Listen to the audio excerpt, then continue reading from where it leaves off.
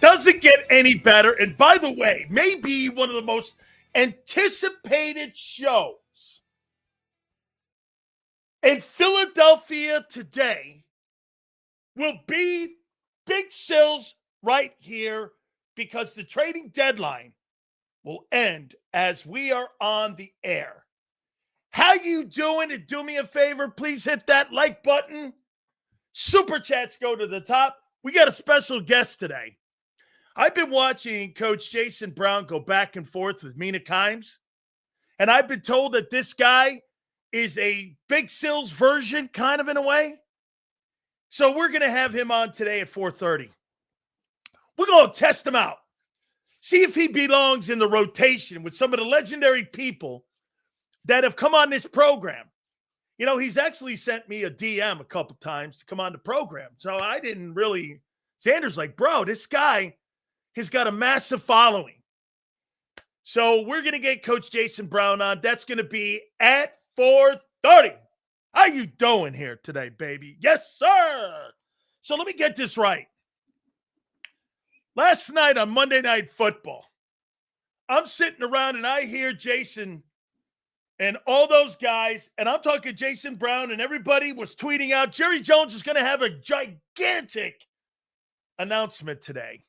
Gigantic announcement. I'm thinking it's the defensive tackle from the Jets.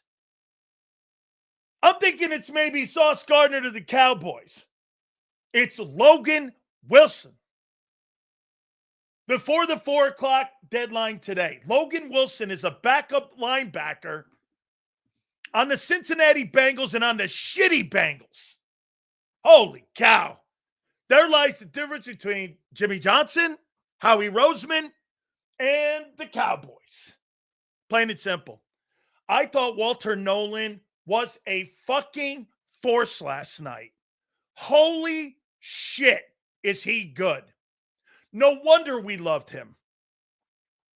He was a force, unblockable. He was eating guys up like he was Pac-Man in the middle. This guy was fucking destroying the middle of the defense or the offense, and he was just killing them. He was a wrecking machine. By the way, Josh Sweat was all over the fucking field last night. Josh Sweat is playing great football, sacks everywhere. He was just insane great last night. Arizona's got a good football team. They just have a shitty record. I mean it, man. Cowboys just trade. Here it is. Okay. Thank you, Jerry. Thank you, Jerry. We had tweeted this out. It is true. It just happened as I ripped Jerry Jones. The Cowboys make the trade for Quinion Williams, the spectacular defensive tackle for the New York Jets. Boy, the Jets are just, they got a yard sale going on. Holy cow. What a ball player. Man, that's a ball player. Holy cow. Williams is great. That guy is a spectacular football player. Wow. Does that improve the Dallas Cowboys? Man, what a move by the Dallas Cowboys. That's a great football move, man. The Dallas Cowboys just trade. Holy cow. Let me see if let me get it with Schefter here. Holy cow. Man, is he good? He is good. Holy cow. This is a big, I wonder what they gave up for him. Man. Blockbuster deal. New York is trading 3-time Pro Bowler Quinton Williams to the Cowboys. First Sauce Gardner's gone, and then Williams. Well, I'll tell you, that Sauce Gardner deal, Jets gave up 2 1s for him. Or Jets got 2 1s from the Colts for him. I mean, wow, they're just completely starting all over again. And you know what? This is one of the very few times. See, get this? It's never too late.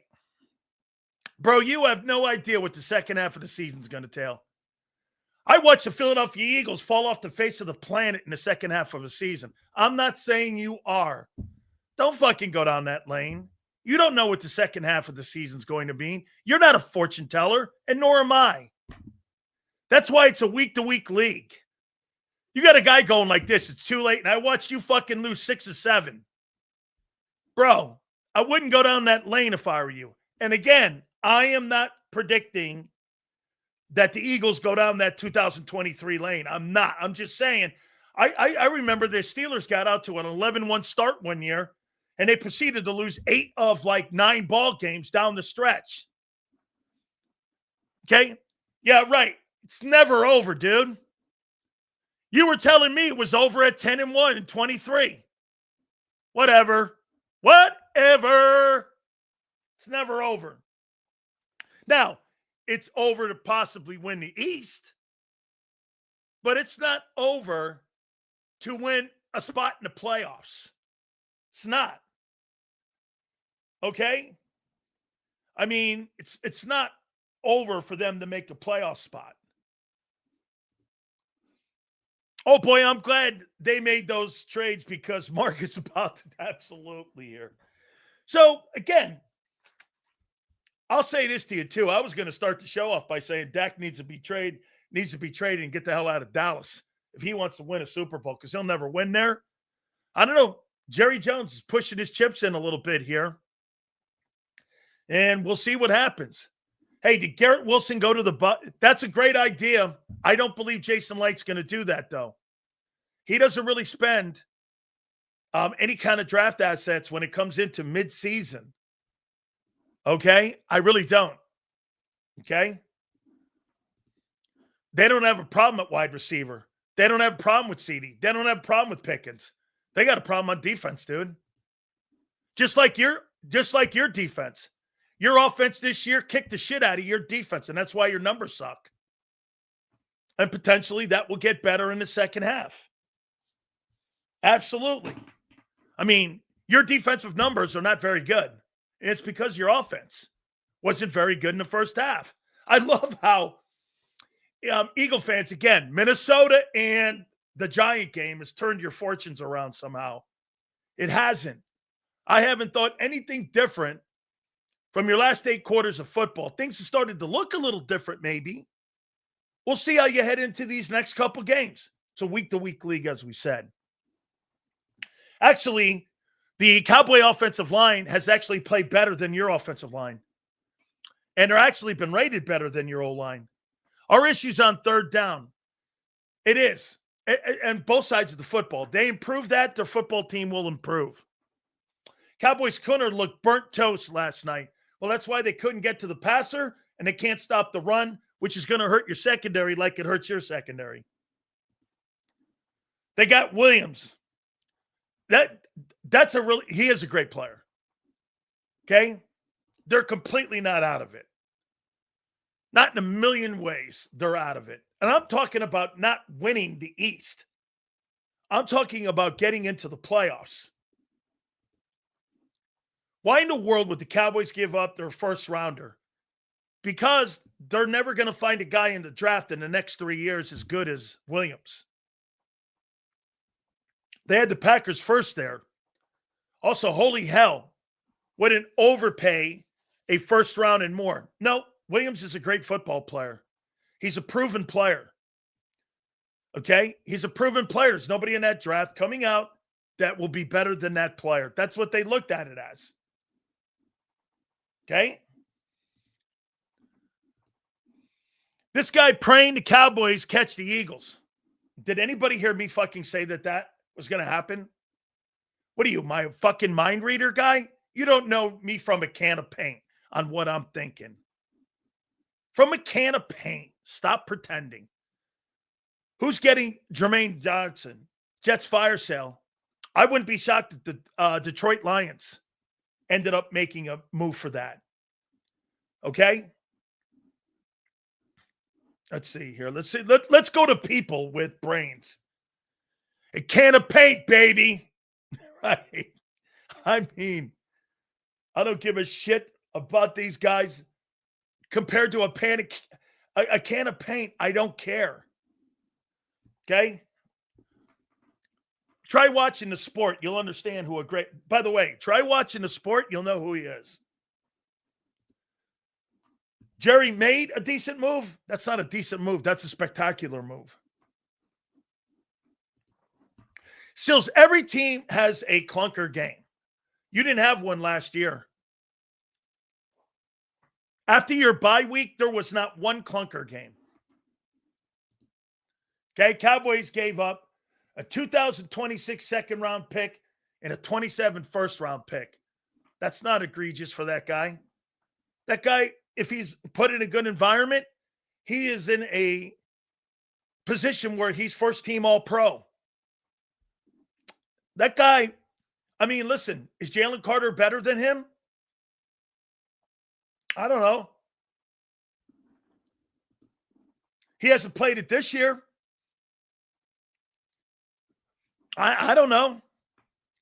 Jalen Carter has not played up to his ability. Okay? Here's Xander, just to give context. The first rounder is 27. They still have 2 ones this year, I believe, for the 26 NFL draft. So, in theory, you can make that up at 27 to try to get back into the first round. The Eagles are going to bust out all those frauds when these games really matter, and you'll be eating your... Okay. Hey, fortune teller, thank you very much for your projections instead of what we are right now. So you're giving me something that you think is going to happen. Congratulations. I don't talk like that. I tell you who you are right now. Silz, get Shelton Day on prior to the Washington game. He's a regular on JB's show, okay? Look at the Cowboys' recent first-round picks. Getting Quinion is a better move for them than drafting anyone.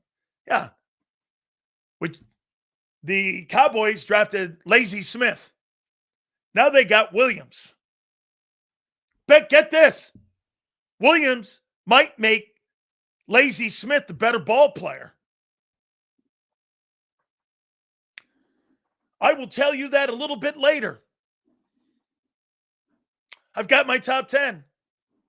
By the way, I'm going to go with a couple other ones, a couple other people that also agree with me on my top 10 list in the NFL. And we will go back and forth. How you doing? I'm doing. Okay?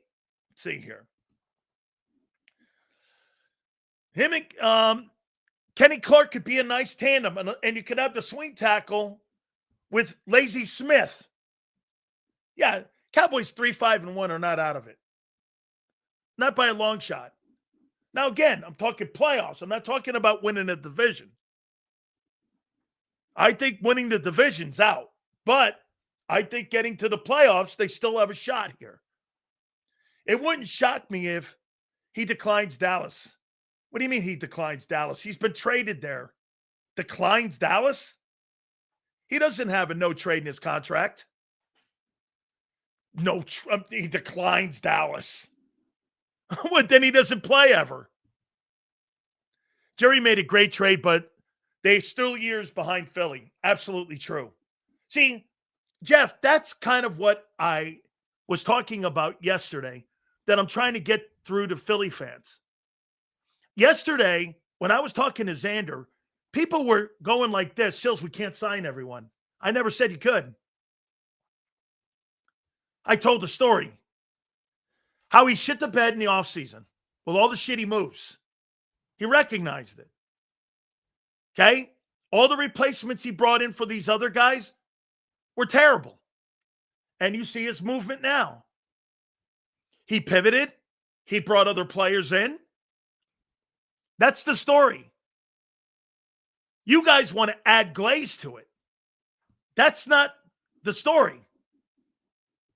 Okay? Cowboys include Mozzie's part of that deal. Thank you, Xander. So the Jets get a bust? Wow. And the reason the Jets did that, because he's on a rookie deal. Mozzie got shipped to the Jets. Q, he's on a rookie deal still, so they can use him. Holy shit, man. You go from one bad situation to the worst situation. To the worst.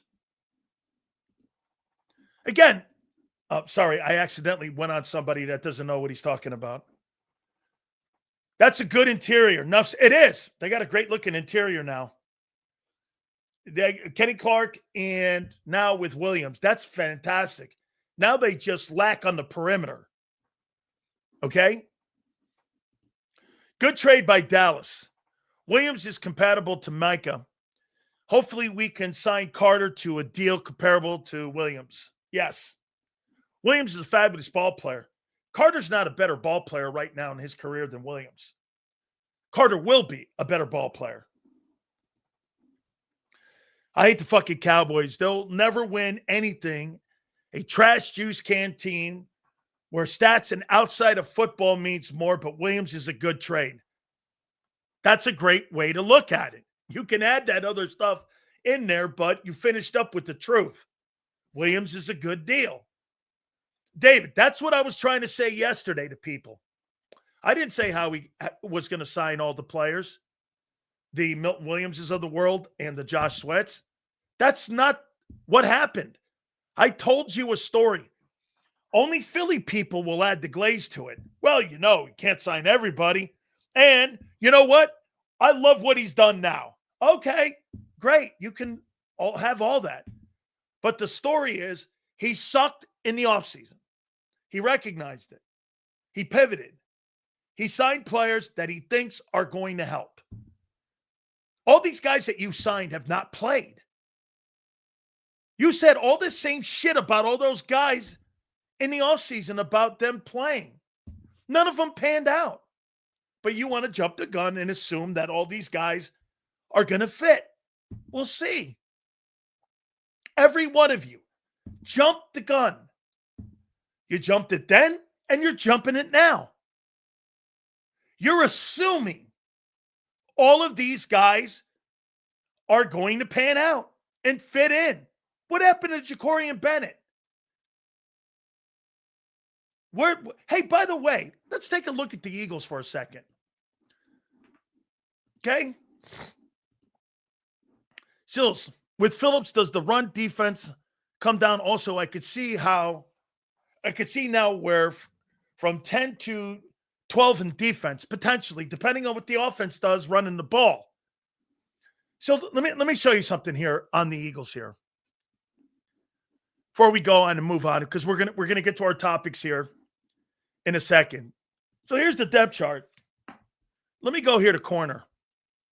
Outside of Q, let's see. Here's your corners. Adoree Jackson, Keely Ringo, Jair Alexander, Ja'Cory Bennett, and Mac Williams. Those are a bunch of trash cans. Ringo's the best of them all. You created depth. Okay. Those aren't, just because you got a bunch of corners doesn't mean you have good corners. I mean, you're looking at volume and going, hey, we got a deep corner. No, you don't. You got one guy that's spectacular in Quinyon. The rest of them are garbage. I think Ringo's gotten better the last couple weeks. Actually, Howie did not shit the bed. Maybe a little bit on DB. Okay, really? You think he replaced Josh Sweat? Do you really think he replaced Josh Sweat? You're assuming that Jaelan Phillips is going to replace that guy. Dumb comment. Dumb comment. And you did not replace Mekhi Becton. You got a good player in there. You didn't get a guy who was a dominant player. I'm late. Have you already covered Deron Blaine getting put in a damn blender, getting shook out of his shoes by Marvin Harrison? Cowboys defense. You may have added Williams from the Jets, but your secondary is without a doubt ridiculous.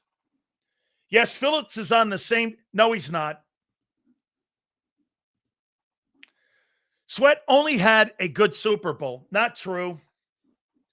Please stop saying Ringo's good. He's terrible. Well, then the rest of the guys behind him are even worse. Okay? It's Josh Sweat, right? Okay. Well, Josh Sweat just signed a $19 million deal with the Cardinals and played exceptional football for you last year. That's a fucking lie. Sweat, the last 3 years for you, has played really great football. Now all of a sudden you're trying to demean the guy, and he delivered great football for you. He played on 2 NFC championship teams and a Super Bowl, and now you're shitting on him. Typical Eagle fan. Well, now he's not here. He sucks. And he wasn't very good to begin with. Okay. Nice job. You shit on a guy who delivered the goods for you because you want to fit a narrative. Okay. That's some of you in here.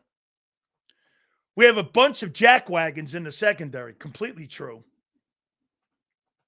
Okay? You are clueless about money matters. You think he would find a Sweat replacement. No, that's not what I said. I said that the drop-off wouldn't be as significant. What the fuck do you know, guy? Sit back and watch the show. How did he shit the bed with Sweat? Couldn't afford. That's not what he took a blowtorch to his defense. I'm telling you a story. He realized that all the replacements that he had didn't work. So he pivoted. And now he's made all these moves. That's the story. Nobody said he did wrong or right. That's the story. If you want to glaze it, fine. That's the story. If you thought you did so well, why are you making all these moves? Anyone? If you thought he replaced Josh Sweat, why are you getting an edge? If you thought he replaced Slay, why are you signing 50 cornerbacks? Help me out there. I mean, inconvenient facts? Here's the inconvenient facts. You're replacing everyone you replaced in the offseason. Those are facts. Those are facts. I love the way our defense is coming together right now. How can you tell? Based off of New York? Because you have spots to shore up. Howie can't be perfect all the time. I didn't say he had to be. I told you your story. You don't like the story because you don't like the facts. You want to add glaze to it. Nobody's saying he did anything wrong. He didn't sign good enough players in the offseason. I think we all agree with that.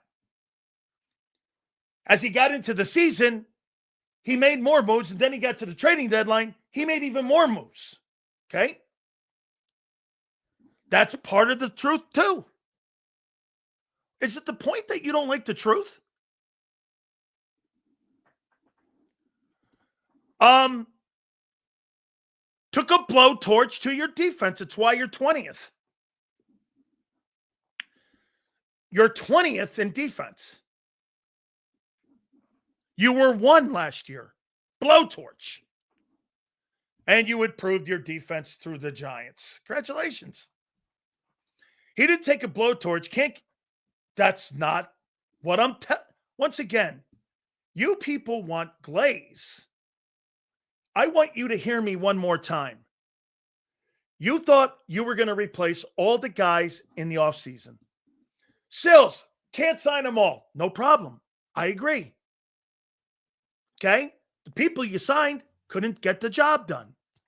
Fast forward, you had to make some moves prior to the season, and now you're making moves going into the trading deadline. That's your story, guys. Silz, did Howie do the right thing? Howie did not have a good offseason. He pivoted because he knew it, and he's trying to fix it now. Okay. Most GMs won't do that. I'm not going to fucking glaze and tell you a story that's not true. Silz, we fixed it now. I don't know that. These guys haven't even had one practice yet. Today's players' day off. They haven't even been on the field. Silz, Miami Remember Miami lost to SMU? Your head coach is trash, and your recruiting is too. Eagles #1.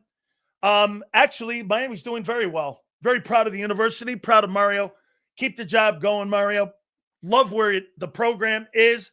University of Miami will be back. Love it. Thanks for the super, dude. Of course, every national media outlet is applauding our front office. And then there's this guy. I'm not telling. Guy, applauding? How do you know? What are you applauding on Jair Alexander? The guy's dog shit. He's missed 40 games in 5 years. What are you applauding? Michael Carter II? I told you my take on Phillips. What are you applauding? Hey, Silz, you got an update on the Browns situation you mentioned? Yeah, listen, anytime you're dealing with the Browns, I want to show you guys something.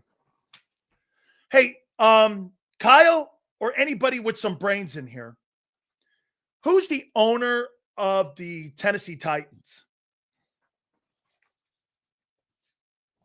Anybody?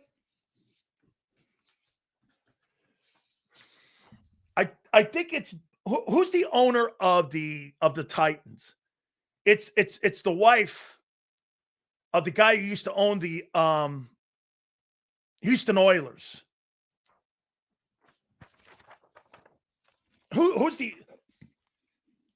owner of the Titans? Amy Adams. Is it Amy Adams, Jimbo? Okay. Basically, it's like it's Bud Adams' kid, I think it is. Amy Strunk. Okay. Well, let me ask you something here. Right now, if the NFL draft were to be in place, you know who the top 5 teams are? Gail Benson, Woody Johnson, Amy Strunk, who's Bud Adams' daughter, Jimmy Haslam, and Stephen Ross. These are easily the 5 worst owners in pro football. New Orleans, the Jets, Tennessee, Cleveland, and Miami would be the top 5 picks. You think there's anything fucking coincidence to that? That you got easily the 5 worst owners? It starts at the top. Right? So the blowtorch analogy is fair.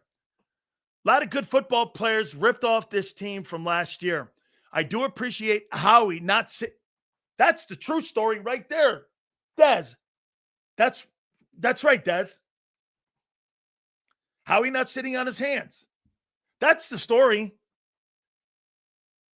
That's the story, Dez. Not sitting on his hands. The guys he signed stunk. He recognized it. He didn't sit on his hands. He pivoted. He's trying to make it better. He's trying to put him in a better position to succeed. That's the story. Again, like I said, most Eagle and media people in Philly want to glaze it. And they want to forget the offseason. Well, and then you want to add, well, we couldn't. No shit, you couldn't. Nobody's saying you were going to sign those guys. That's not the story. Here, I'll add that to it then. You couldn't sign everybody, so the people you signed stunk. You got into the season, you realized you needed some more help, so you signed more people. Then you got to the trading deadline, and you're trying to right the ship. Okay? Silz, did he do anything wrong? No. He tried, failed, came in, and now he's trying to redo some of the things he messed up on. That's the story. Howie Roseman pivoting is the story, and the owner allowing him to do that is the story. It's not the fact that those guys stunk. You are 6-2. Okay? He's pivoted. That's the story, friends. Not this fucking glaze fest. You haven't even seen these guys on the field yet. Everybody was telling me Zadarius Smith was going to be a superstar player and a great addition. He quit. He fucking quit on you. Nobody's going to put that into context. Howie signed a guy who quit. That's not on Howie. I don't rip him for that. The player didn't have his heart into playing a full season. Howie could never have guessed that. He signed him, though. He signed a player that quit. That's not how you've never heard me blame him for that. That player wasn't committed to playing for you. And I got to give the owner fucking credit again. The owner allows this guy to pivot. Do you know how many general managers are not given that autonomy to pivot? Hey, Howie, those signings were not very good. I'm going to make it right. Go ahead. Good. All right. We hope these guys now have made it better. To sit back and sit here and say that you've made it right when they've not even put their fucking helmet on it's ridiculous. I mean, you're assuming so much when you just went through signings that failed. And you still refuse to duck when you get punched in the face. It's like you don't want to fucking wait before you see these guys on an actual football field. How dumb is that shit? I mean, it's quite funny. Any more deals to be made this late for us? Dude, if you think that guy's not going to go until the last second, here's the thing too. You could be working on a contract. If it gets past 4:00 and you started a contract negotiation with a team, that thing could go in to the night. Because from what I understand, deals don't have to be done by 4. You can't start a new deal after 4. So, like, if you get to the 3:50 Eastern time, okay, and you start negotiating a guy, you don't have 10 minutes. I mean, you have the length of the conversation until someone says no. All deals have to be like, if you're talking, you have to talk to the league office and say, we're in the process of closing potentially a deal. And the league gives you an extension on that. That's right, M. Reyes. He's right on. As long as you're in the line at the post office, they're going to take your mail, even if it's past 4:00. That's exactly correct. That's how that works. That's why you see deals coming in later. And remember, they all have to be ratified by the NFLPA. Owner isn't looking at Howie saying, you messed up. I never said he said that. I know if I did say that, Howie is given the latitude to right wrongs and to make deals. That's an open checkbook. Okay? I mean, right?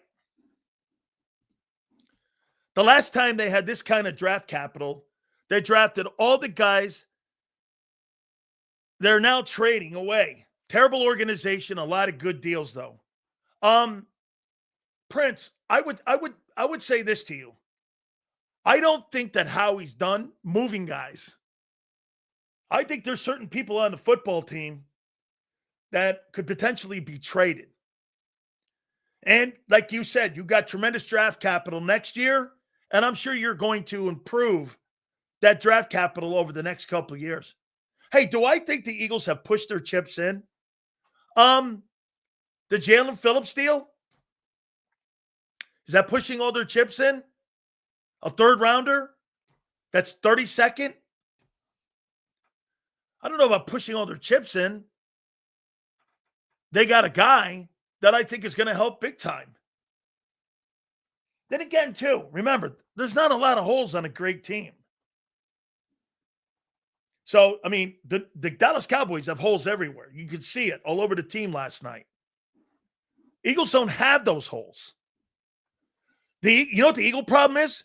They need better performance, especially out of their offensive guys. We're going to get to that. But they need better performance. Miles for 3-1s was an attempt to push their chips in. Yes, that's fair. Well, and it also gives you an indication what they're willing to do. So yes. Okay, yes. They did. It's a fact. They did offer the 3-1s. But remember, Yale, when you're dealing with Jimmy Haslam, or you're dealing with Woody Johnson, you're dealing with imbeciles. Same thing with Miami. And by the way, we confirmed it. Chris Greer did not want to trade Jaelan Phillips. For them to trade Jaelan Phillips, he had to be fired. That was confirmed today by Armando Salguero. Initially, they weren't going to trade him. Chris Greer said no when Howie initially called. As soon as he got off the phone later in the day, Chris Greer was fired. That's a fact. Okay? That's been amended. That's been amended by the new CBA. Quinton Williams and Kenny Clark on the Cowboys defense. Whoever saw that coming. Listen, I'll take those two players, and I'll be very happy with that. But to lose Micah Parsons and what Parsons has done for the Green Bay Packers is incredible. Let's see here. You crying about 10 seconds? So you think it's possible that Howie might still try to trade? No, I don't. No. Maybe in the offseason. Because if you're willing to do it now, when stakes are higher, I'd be willing to do that in the draft. 2-1s. Big time price. You talk about all in with Chris Ballard. That GM has done some nice things in Indianapolis with a very unstable owner when Jim Irsay was alive. You know, the daughter might be better. They are 7-2 now. Hey, hold on here.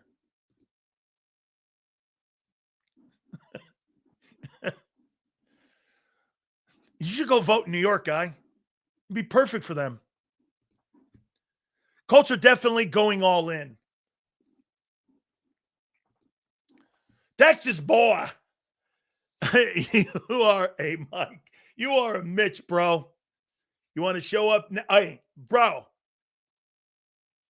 I'm going to say this to you. You're 3-5-1. You're not out of a potential playoff. You're not winning the East. That fucker's over. Okay? That fucker's over. Yeah, I see her on the sidelines. No? Hey, show enough. I see her on the sidelines making notes and shit. They are 7-2. Dallas is upgrading from last. Yes. Still no pass rush and still their secondary. You guys stink in the secondary. Sills, one player won't save that defense. No, but it will help. Massively. Especially a guy like that. If you all think Sills hates black people so much, why the fuck you all come here? I hate black people. That's a new one. I hadn't heard that one. I hate black. I'm sorry. I didn't mean to laugh. I mean, even my aunt who's watching is probably here. Now he hates black people.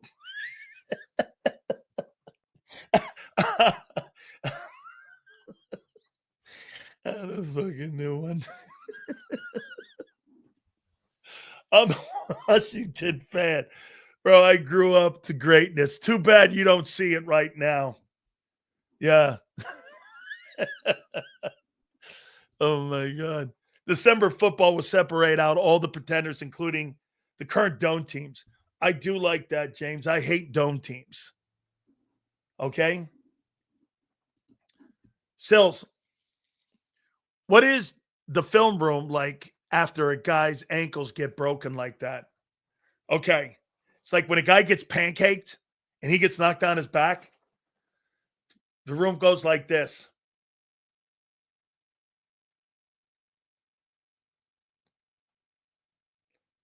Got to be better there. That's the coach talking. You're going. Because every guy in that room knows your day's coming too when you're going to be looked like that. So you can't say too much about it because you know your day's coming to get put on your back. Okay? So when you see a guy get his ankles broken, this is the NFL. That day's coming for you too. So if you want to start laughing, you remember, they're going to laugh at you too. One day, these guys are good too. They're paid also. Okay? When you see a guy get his ankles broke like that, the room goes like this. And you don't want to say a word. Because either you've been there or it's going to happen to you. This is my comment on the Oklahoma-only steers and there you go. I'm an equal opportunity offender. Absolutely true. Okay? Man, he did get his... Hey, did you even see CD go like this? Believe me, that'll be played back to him. Somebody will send that clip to him on his cell phone, and he'll remind CD when CD gets handled by a DB one time, and he'll send that to him going, damn, what happened here? I don't have one problem with Dak. Dak's on a shitty team. No problem with Prescott. He's just on a shitty team. Silz does not hate Hurts. Absolutely not. Just talked about limitations. Absolutely. He's a limited passer. Ask AJ. Silz, I rehab injuries all day. Nothing worse than knowing a kid's career and dream came to an end. Yeah. And terrible. Especially when it has to happen with injuries. Is Burrow a system quarterback? That is without a doubt a fan-made up thing. Every single system that there's 32 systems in the NFL for 32 different quarterbacks. System quarterback. Now, there's people that have characteristics of what that coach likes to call that fits a particular system. But let me ask you guys something here, because this guy believes that he knows what he's talking about. Did Nick Foles run the same offense that Carson Wentz ran when Nick Foles had to go in for Carson Wentz? Did he run the same offense?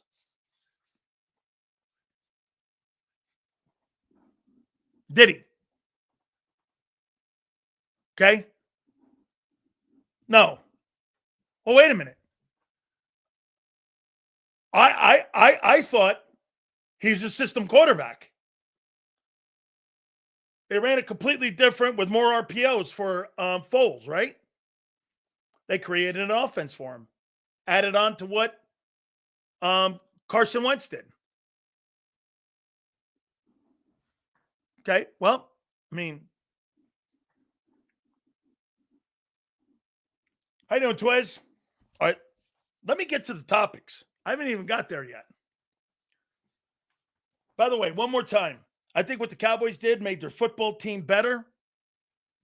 Their draft picks have been horseshit over the last couple of years, especially interior-wise.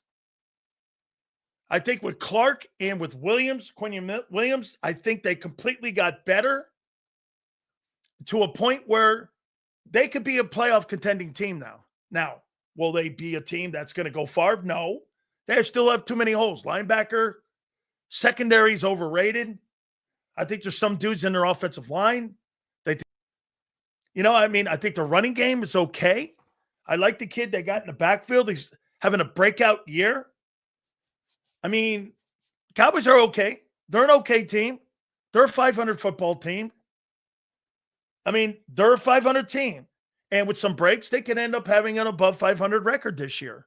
Other than that, To sit there and say that they're in the conversation with the elite teams, that I won't go. But you signed and you traded for a proven player. Okay? You have. Silz, you know what would have made the Cowboys unstoppable? Micah Parsons with Williams. Yeah, but I don't think you have the equity to go get him. Well, you're right. You're right. An edge rusher in him, and that would have helped that secondary out massively. But their prints right there. There goes Jerry Jones not making the right moves at the right strategic times. This is what I'm talking about with Howie, that you guys are not listening and hearing me.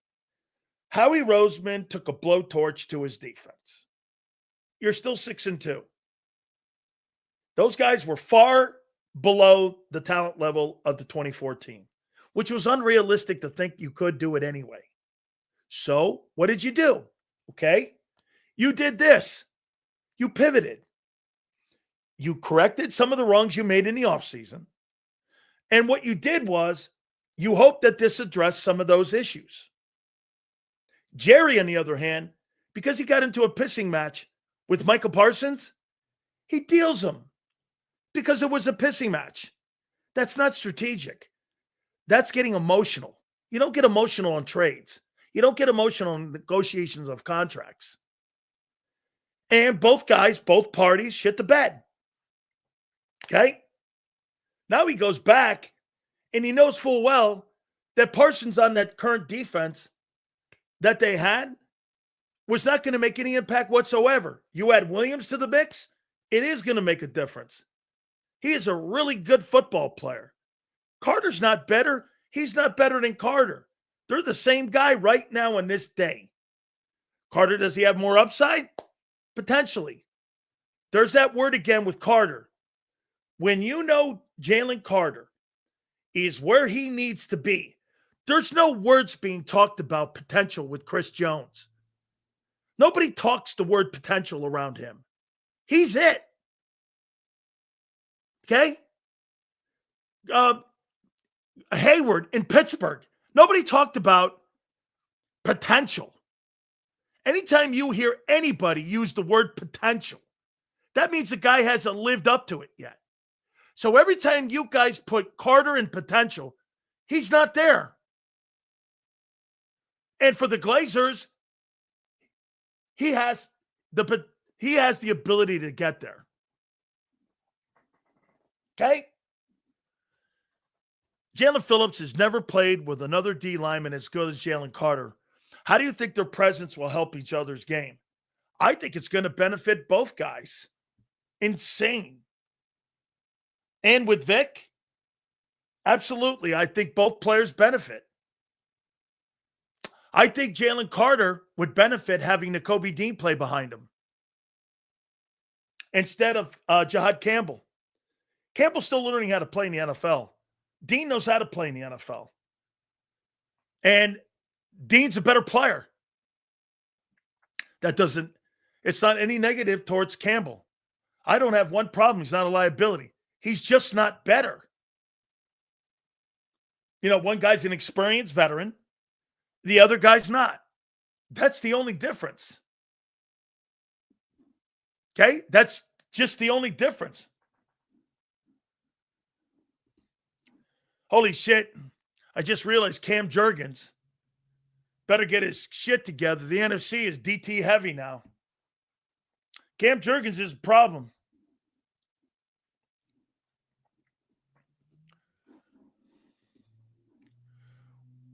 Wish you had experience. Not sure what you're talking about. Don't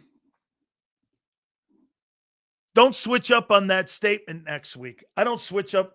Wait a minute. Depends on how the player plays. What do you mean don't switch up on the statement? You mean like you not switching up on Carson Wentz when you were glazing him and how fucking good he was when you were 11-2? And then all of a sudden 2 years later you hated the player? Or Jalen Hurts is playing like dog shit at the quarterback position. He turns it around with a perfect score and follows it up with another game. You're supposed to sit there and glaze a guy who plays like shit the weeks before, and all of a sudden now, because he plays against Minnesota and the Giants, you didn't change your opinion? Okay, right, guy, whatever.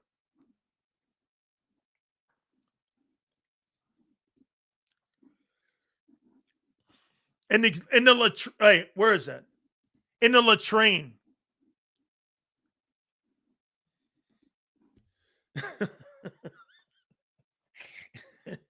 Howie figured Jalen Carter made the defensive players last year better. Yeah, well, funny. I didn't see fucking. Hey, I don't know. Wait a minute. I don't know. Walter Nolan looked pretty good last night. So I'm assuming what you're saying here, Mello, is that Walter Nolan made Josh Sweat better too, right? Funny. All I know is this. I saw Josh Sweat all over the field last night, and I saw Walter Nolan playing pretty good ball. Josh Sweat's played pretty good ball all year. You think there's any coincidence that Carter played great last year, hasn't played great this year? He's been okay. And now Nolan gets in his first game, and Sweat's all over the field too. Okay. Yeah, you're probably right. Josh Sweat sucks as usual. Even though he won 2 NFC titles for you and a Super Bowl, Josh Sweat sucks now because he doesn't play in Philly. Yeah. Hey, keep that same shit next week.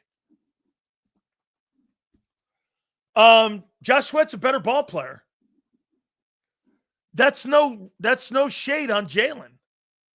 I love the kid. I told you that. Are you under the impression you think Jaelan Phillips is a better ball player than Josh Sweat? In what metric are you saying that? How are you saying that?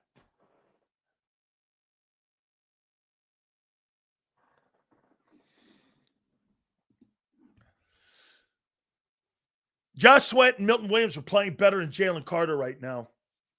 Yeah, they are.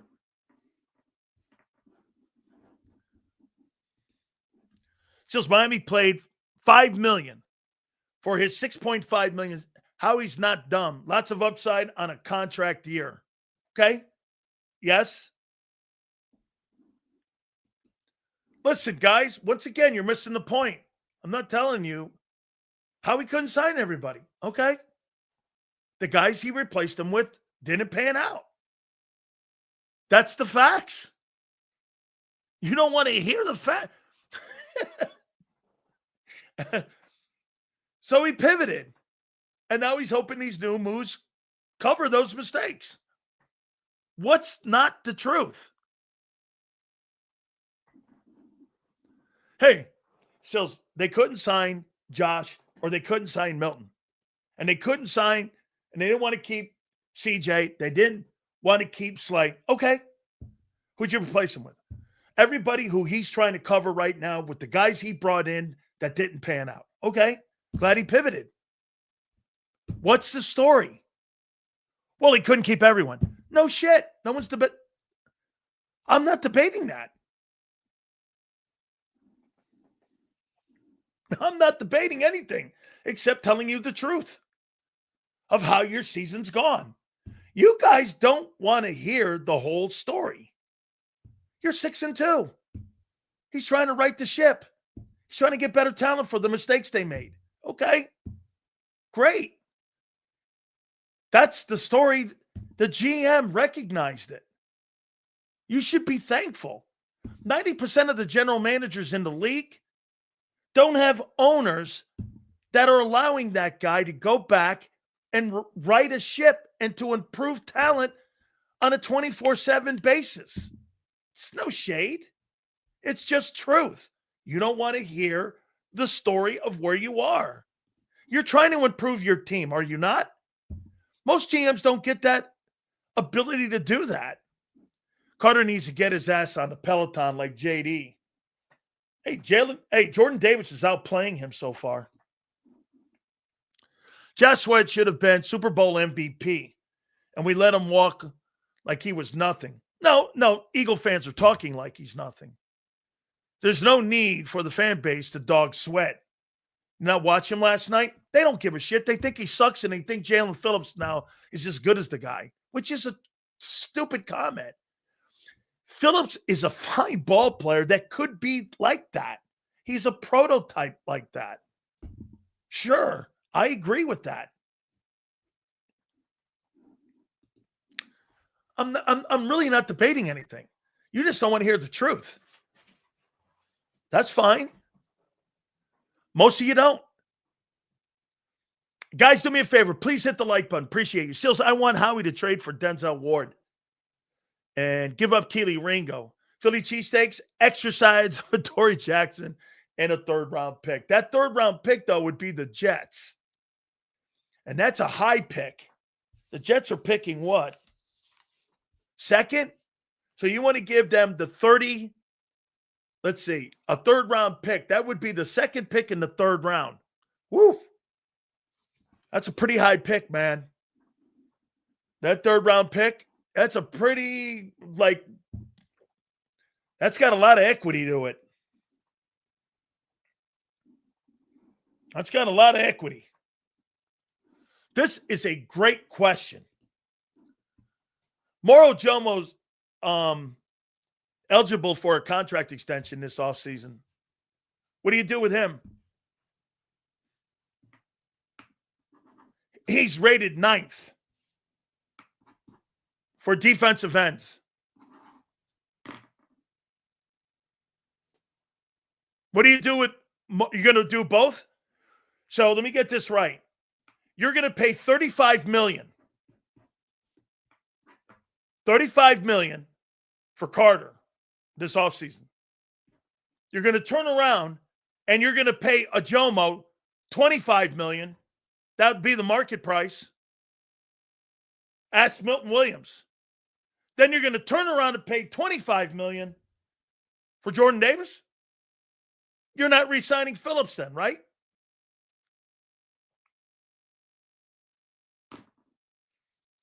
You can't sign them all.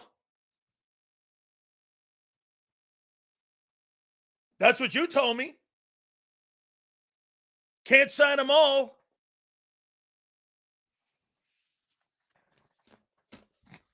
Isn't that what you just told me? Can't sign them all. Ajomo's out playing everyone on the D-line right now. He's your best D-lineman. You going to pay him more than Davis? Okay. That means Phillips is not retained. And you gave up a third for a rental. Okay. Can't sign them all. You just got through telling me that.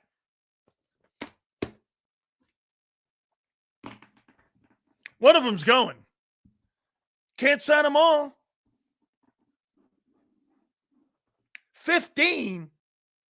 Bro, if he ends up as the top-rated D lineman on a team that potentially wins the Super Bowl, he's getting $25 million. Are you fucking nuts? 17?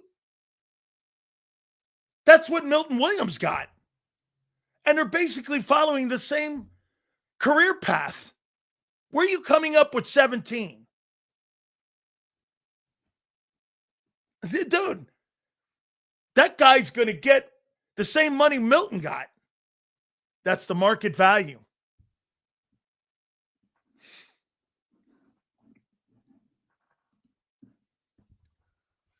Silz, you let Howie worry about, well, then I'll tell you what, you let me worry about the topics on this program. I'm the general manager on this show. Carter already told you he doesn't want to break the bank. Okay, I'm sure Drew Rosenhaus would like a conversation with you because Drew Rosenhaus doesn't listen to that shit. Since when does Drew Rosenhaus not get the best deal for his player? Who in your right mind do you think Drew Rosenhaus is? Yeah, I know the man. You don't. He doesn't want, hey, listen, I don't want to break the bank. Who's your agent? Drew Rosenhaus. Ugh. Yeah. Okay. Yeah. I think Drew would like to have a conversation with you.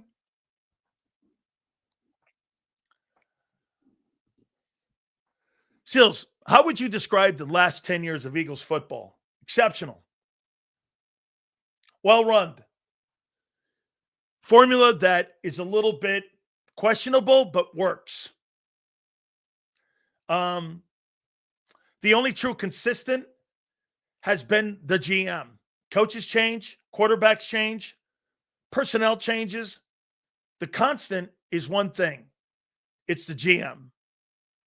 That's what's been the only consistent thing. Any analytics department, all assistant coaches have been turned over. Head coaches have been turned over. Offensive coordinators have been turned over. The only constant's the GM. If you think about it, like in Pittsburgh, there's no turnover. Front office, coaching, nothing. In Philly, it's turned over every 5 years. Coaching, assistant coaches, roster, quarterbacks. The GM has won with multiple quarterbacks and multiple coaches. Everyone's replaceable in the Philadelphia Eagles, and that's their system.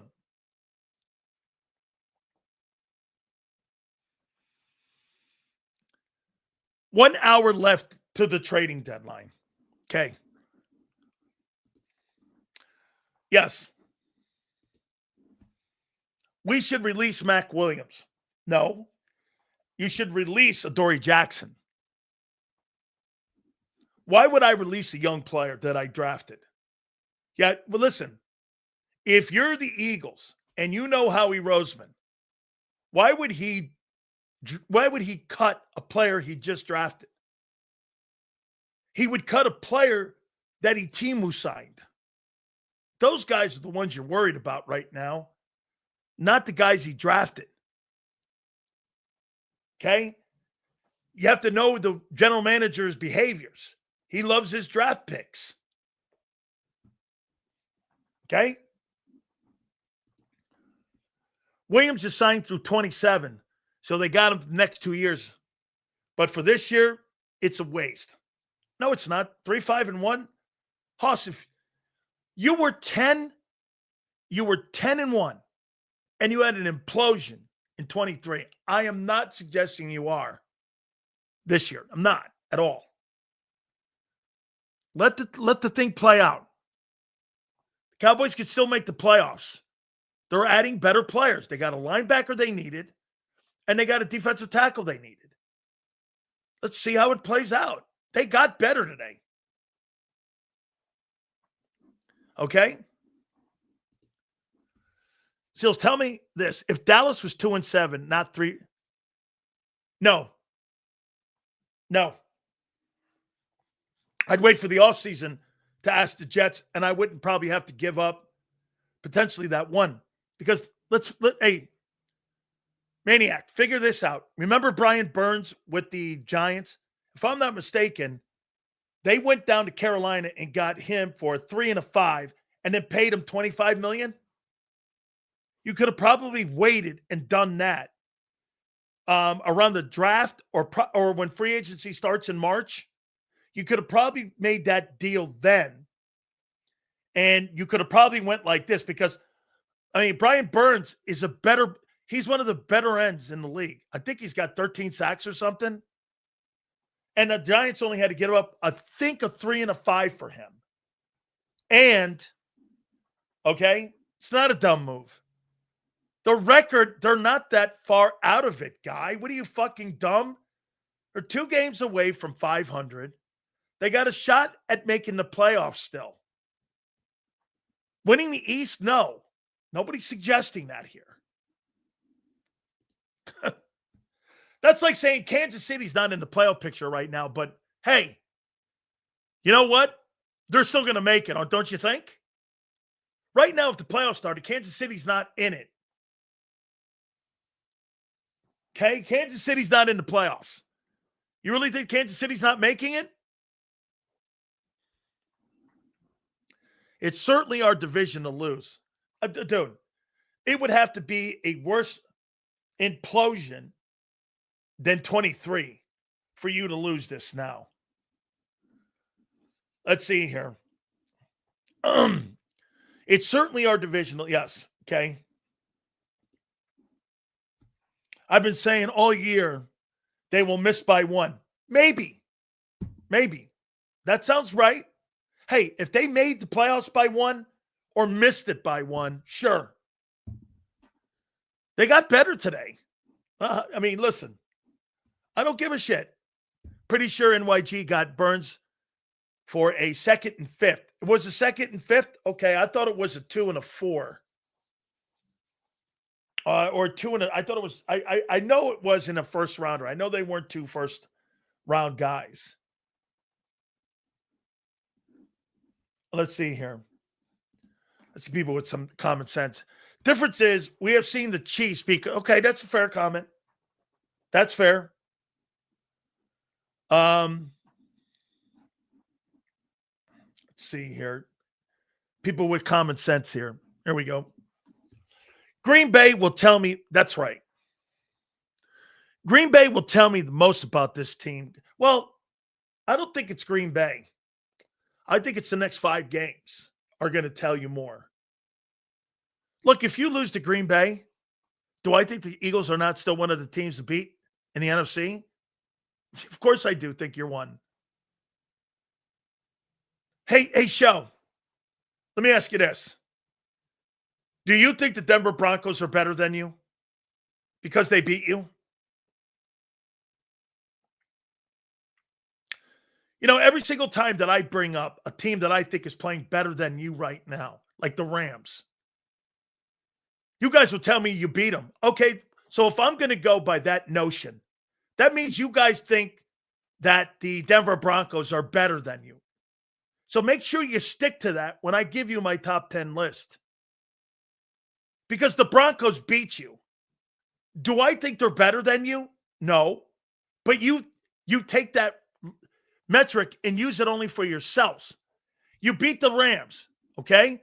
Well, then now you're saying the Broncos are better than you, right, Senor? So Senor is saying that the Denver Broncos are better than the Eagles right now. Okay? Okay, I got it. Senor just told you the Broncos are better because they beat them. We beat the Rams. Okay, well, by that metric, the Broncos are better. Sure, they have a better record. How many people in here believe that the Broncos are better than the Eagles? I don't. I think if you played them 10 times, you beat them 7. See this here? That's a false metric. New York Giants got beat in the final game of the season a couple years ago when Eli Manning, they got beat in the last regular season game. They played him in the Super Bowl and beat him. That metric is always flawed. Just because you have a better record don't mean you're a better team. Facts. It's a flawed take. Every week's different. It's a week-to-week league.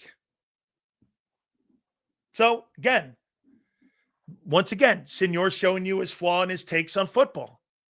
Just because you have a better record, of that's like, well, wait a minute. So then last year, the Detroit Lions were the better team. They had the better record.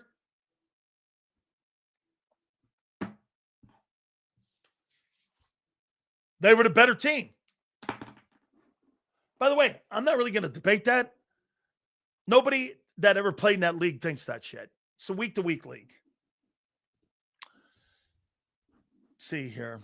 No comment for you. You don't get my time. Just be better in December and January. Correct. See this right here? Hold on here. You get none of my time. You will pay for my attention or not get any at all. I don't see how they make the playoffs, Silz, especially in the NFC. You're Prince. Do you agree, Prince? They got better. I don't know.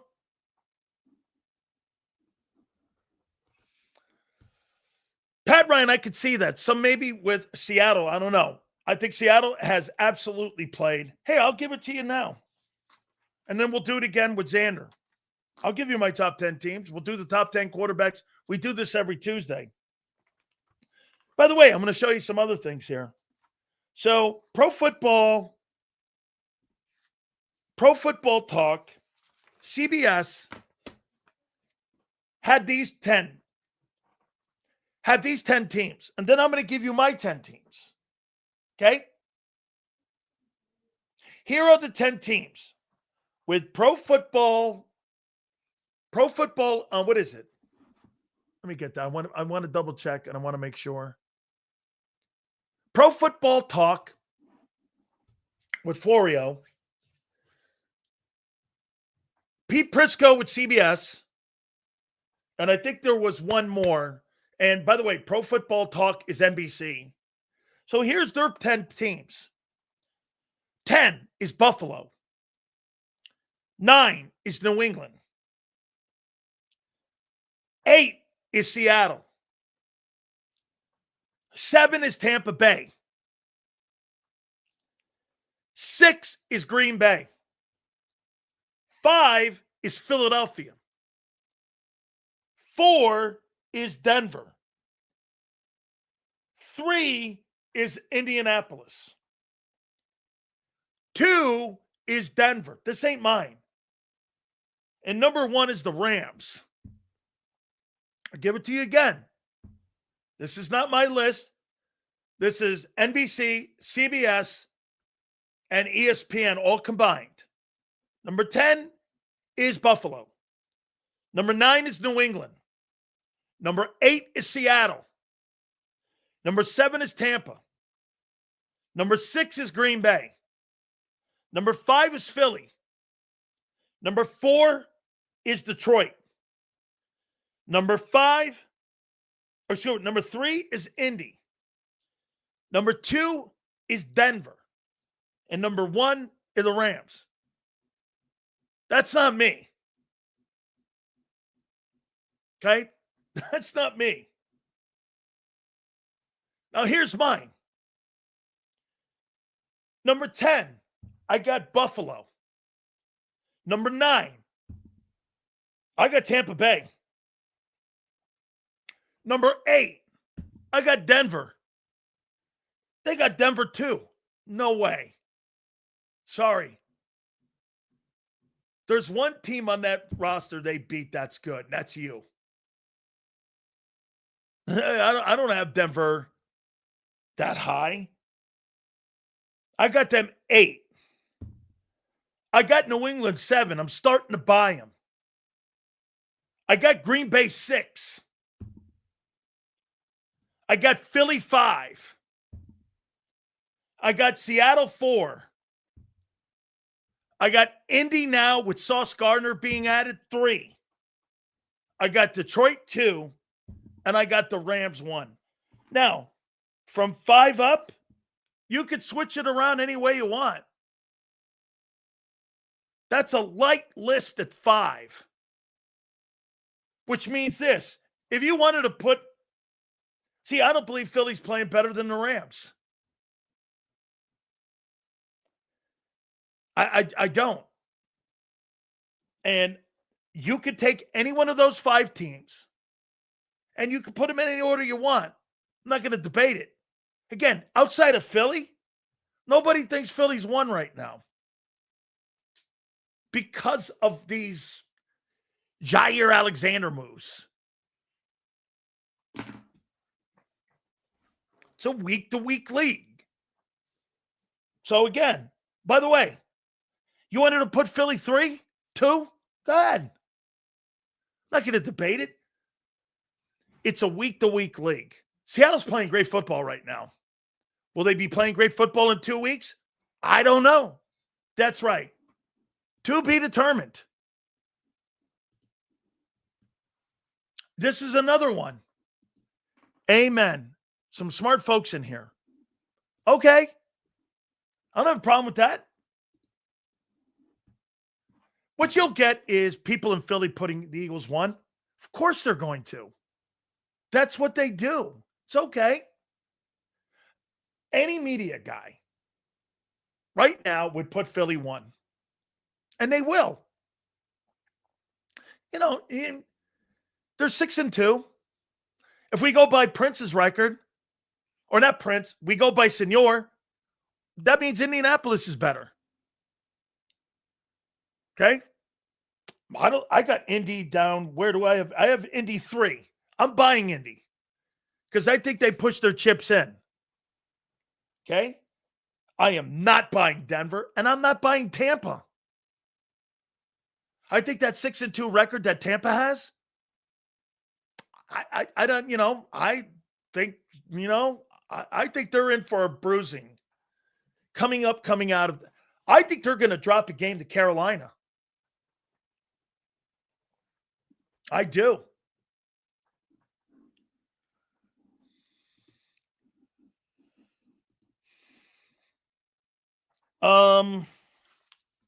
Not bad, Kim. Yeah, Daniel Jones had his first bad game. I'm not going to castrate the guy. By the way, Sam Darnold has been like, if you're the Jets, you let that fucking guy go. Holy cow, are you a loser organization? Okay?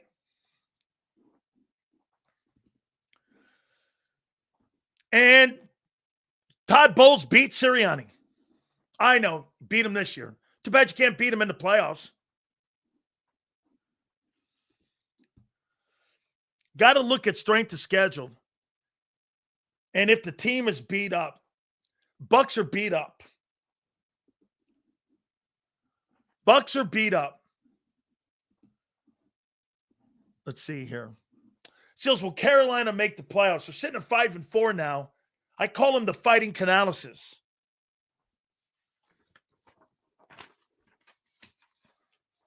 Hey, we'll do this back over again with Xander here. Here's my top quarterbacks. We'll do that here in a couple minutes with Xander too. At number 10, I got Bo Nix. At 9, I got Hurts. At 8, I got Goff. At 7, I got Herbert. At 6, I got Baker. At 5, I've got Sam Darnold. At 4, I got Drake May. At 3, I got Josh Allen. At 2, I got Mahomes. Even though he had a bad game, he's been playing great. Number 1 is Matthew Stafford. Matthew Stafford's going to win the MVP potentially. He's going to throw for 48 touchdowns. His team is 6-2. If it wasn't for a miracle block in another game, they're undefeated. The Rams are good. Okay?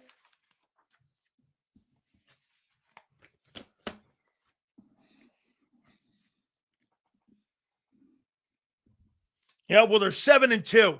According to Senor, he's playing better than Hurts, and they have a better record, so they must be better. Right, Senor? Right? Let me see Matthew Stafford and where he is right now and what kind of year he's having. And they're 7-2. Let's see here. Talk about a guy in the pocket. Guy's fucking unbelievable. There's Stafford. Let's see here. Matthew Stafford. There we go. 4,600 yards and 46 touchdowns and 4 picks. Yowky. That guy might throw for 46 TDs, 4 picks, and 4,600 yards. Okay. Yeah, no, you're right. Hurts is better. So there are only 2 quarterbacks I would take over Hurts to win me the game. Well, no, if everything is equal and both are playing on the same talent of team, I wouldn't take Hurts in any of those games. He's not capable of throwing the football on a consistent basis. Are you not watching the last 2 years? When you have a decent run game and you have high-powered offensive wide receivers the way you do, you don't throw the ball consistently. And you're giving me Minnesota and you're giving me the Giants. Okay. He threw the ball 20 times. All right. Philly, no problem. Remember, not everything with these quarterbacks is equal. They don't play on the same teams. Some quarterbacks are relied on to do more because their teams are shittier. Some teams have a general manager that's active. It's the ultimate team sport. It's not an excuse, it's reality. Got a good GM? Like, do the Dolphins have a good football team? How are you expecting Tua to be good in that environment?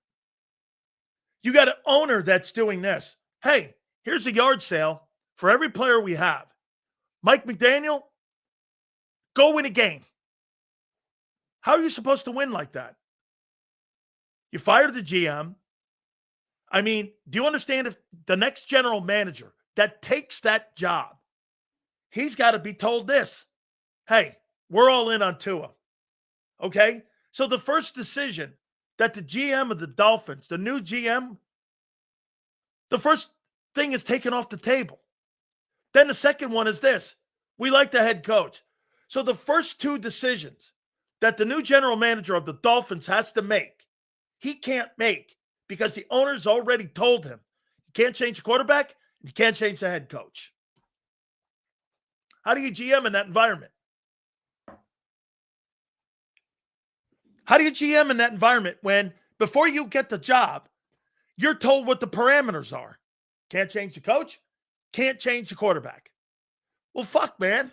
I can't hire my own guy, and I can't bring my own quarterback in.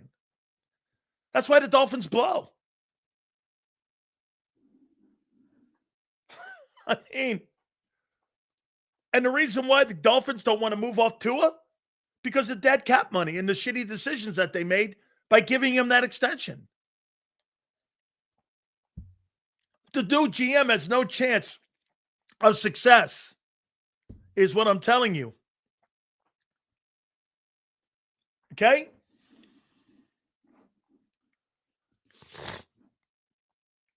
Because they draft and extend. Well, when you're the general manager, the new one coming in for an interview, can I hire my coach? No. Okay. Can I bring in my new quarterback? No. Okay. Well, what other decisions are there? You don't have the coach. You don't have the quarterback. You can't win. Get this. Excuses. How's that an excuse before you get the job? The general manager of the Miami Dolphins, potentially, is going to be told, we're not firing the coach, we're not moving off of Tua. So you can't move off of Tua, you can't fire the coach. The number two jobs that a GM has when he gets a new job, bring my own coach in and get my quarterback. That's been taken off the table. How is the Dolphins supposed to win with a new GM when the decisions have already been made for you prior to you getting the job? That's not an excuse. That's reality. That's right. It's a shit job because there's shit decisions that have been made already. It's predetermined to fail. Right. The reason people take them is because it's generational money.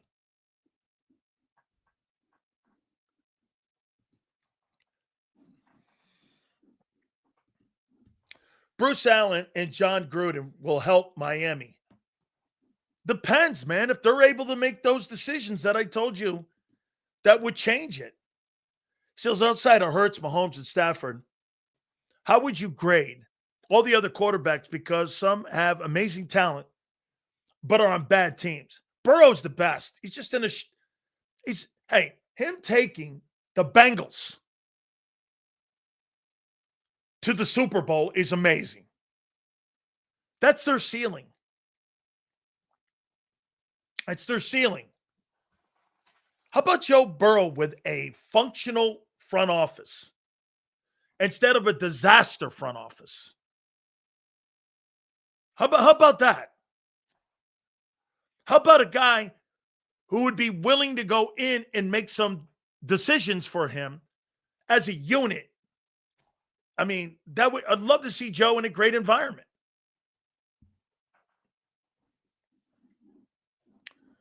That could very well be. Okay. Let's see. Here's this guy. I don't give a fuck about Jalen Hurts. I could care less about him. Dude, liking him is nothing here. I don't give a shit about him. I don't care. I talk football. I don't fall in love with these guys. Go fall in love with them. Go get a blow-up doll. Go whatever. I don't give a shit about that. Is it really that hard to understand what Silz is saying? Of course it is. Fucking kidding me? You see, most people that we have been talking to for the last 4 or 5 years, they love the glazed donut. And they're going to glaze everything. That's all right. I don't do that. I'll tell you what it is and who you are today. Hey, Silz, I think we're going to be this, that, and that. Hey, phenomenal, man. You know, that's like the people on the fucking global warming thing and all that. And I'm like, yeah, okay, 7 trillion years from now, whatever. Okay. All right. Trading deadline is coming up here, man. I can't wait. Holy piss. Woo, baby. By the way, Coach Jason Brown at 4:30. This is Xander call. But by the way, I will say this. I did get a DM from the guy. And this was like a year ago. And so I'm like, I'm going to put him on. And so he's going to be with us at 4:30. He's been in a piston match with Mina Kimes for like the last, last 3 or 4 weeks. So we're going to get his ass on here. All right. Without further ado, great stuff yesterday by Xander and John. It was great. They had breaking news when it came to their show, and they hit on it all there with Jaelan Phillips. Second half of the season starts.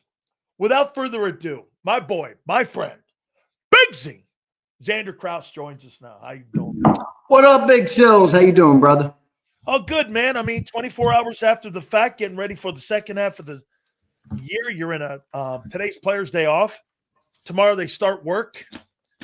I'll actually probably a little bit lighter tomorrow because as you point out, and you pointed yesterday, it's a Monday night game. So they'll probably have a little extra time before they have to really strap it on. How you feeling about the second half, getting ready to go into the second half of the season? I'm feeling good, man. I feel like this team got better at the deadline. I feel like a bunch of the teams in the NFC and the NFC East, I mean, everybody lost that you wanted to lose with the exception of the Rams and the Seahawks. So I think the team's in good shape. I mean, I think the best part about it, Silz, is that there's no major injuries in terms of season ending, with big players like us. If you look in the NFC, most teams have lost a great player right now for the season, including guys like Fred Warner, Nick Bosa. The Lions have lost some guys in that secondary again. So a lot of injuries, but I think the Eagles are relatively healthy. And I think they made a good move for Jaelan Phillips, man. I think it's a good move. I think they improved their defense with that move for Jaelan Phillips. And I got a lot of optimism, Silz, going into the second half of the year. Okay. I mean, so with all the moves they made, the one move is for you is Jaelan Phillips. Yeah, I mean, that's the move that makes you better. I mean, I'm not even sold that Jair Alexander will play yet. Now he might. Maybe he resurrects in his own system and stuff. But, I think Jaelan Phillips really has a chance.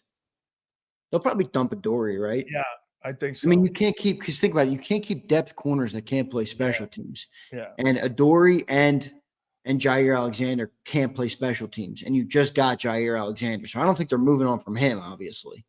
So it's probably going to be Adoree', and I don't know if they went somewhere else. The trade deadline ends in 26 minutes about. So we'll see any news. By the way, I think that Cowboys trade was excellent. Excellent.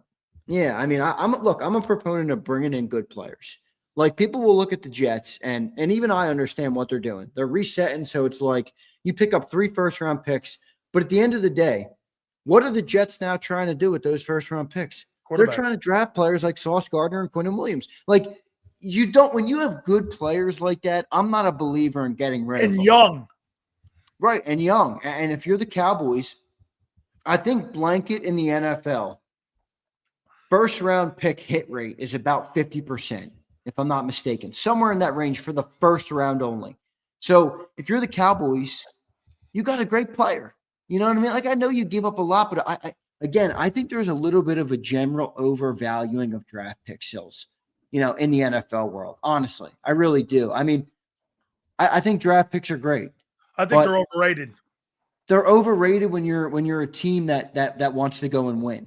I mean, look, you can use them to build your team. Look, I'm not going to sit here and say they're worth nothing because look at our team. I think we have 17 starters on our team that are draft picks. So I'm not trying to say they're not worth a lot, but I'm just saying I think if you can get a great player for a draft pick, I think most times that's a good move. That's a good move to get a good player for a good draft pick. So it is what it is, but I think the Cowboys got better. I mean, Kenny Clark and Quinnen Williams, that's a good interior.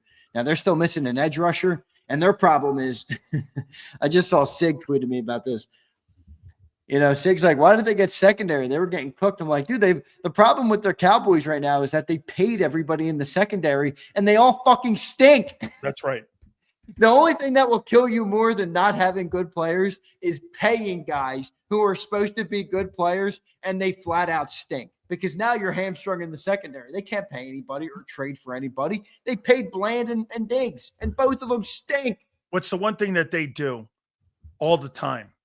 They always overvalue their players. So I'm gonna make a point to you. Okay, so Quinnen Williams was what, the 3rd pick in the draft in 19? Yep, 3rd pick in 19, yep. Okay. So let's just take the philosophy of what you just said. The 3rd pick in the 2020 draft was Jeff Okudah, the cornerback from Ohio State that went to Detroit. Would you rather have the 3rd pick or Quinnen Williams? It's kind of my point, right? I mean, it's like I'm making your point for you. Yeah, I mean, if it works, yeah, sure, you want the 3rd pick, but like if you're the Cowboys and you haven't had a great track record, and you're probably not going to have the 3rd pick, you're going to have, I don't know, the 10th or the 12th or the 15th or somewhere in there. And by the way, the other thing about the Cowboys pick is it's next year's. It's 2027's. It's not the 2026 this year in April. Yeah, so if they're smart, and that there's no guarantee they will be, obviously. If they're smart, they could probably turn those 2 picks they have in the first round this year into some more. So I think it was a good trade for the Cowboys. I do. I mean, they got Quinnen Williams. They got Quinnen Williams. They gave up Mozzie Smith. Again, another prime example of why you shouldn't hold on to first-round picks for dear life, and they get rid of 2 draft picks. Obviously, 2 high draft picks. I understand that. But, if I'm the Cowboys, I'm taking Quinnen Williams. I understand what they're trying to do there. So Sauce Gardner went for 2 1s, right? That's crazy. But again, probably same story there. If you're the Colts, like I saw a lot of people saying, hey, to overpay. And I'm like, in a vacuum, it's probably an overpay. Like in a vacuum, 2 1s for Sauce, yeah, it's probably an overpay. But for the Colts, it might not be an overpay. And what I mean is if they're playing in February and they got a better secondary going into the game, I guarantee you they don't give a shit about the 2 1s. If you're the Jets, yeah, 2 1s are more valuable to you. So I don't like the draft picks are not equally valuable to every franchise at any given time. Okay. Right now, a first-round pick is more valuable to the Giants than it is to the Eagles, in my opinion. So I think it was a good move for the Colts, but it's got to pan out. 2022, Sauce Gardner was the 4th pick in the draft. Following year, Anthony Richardson.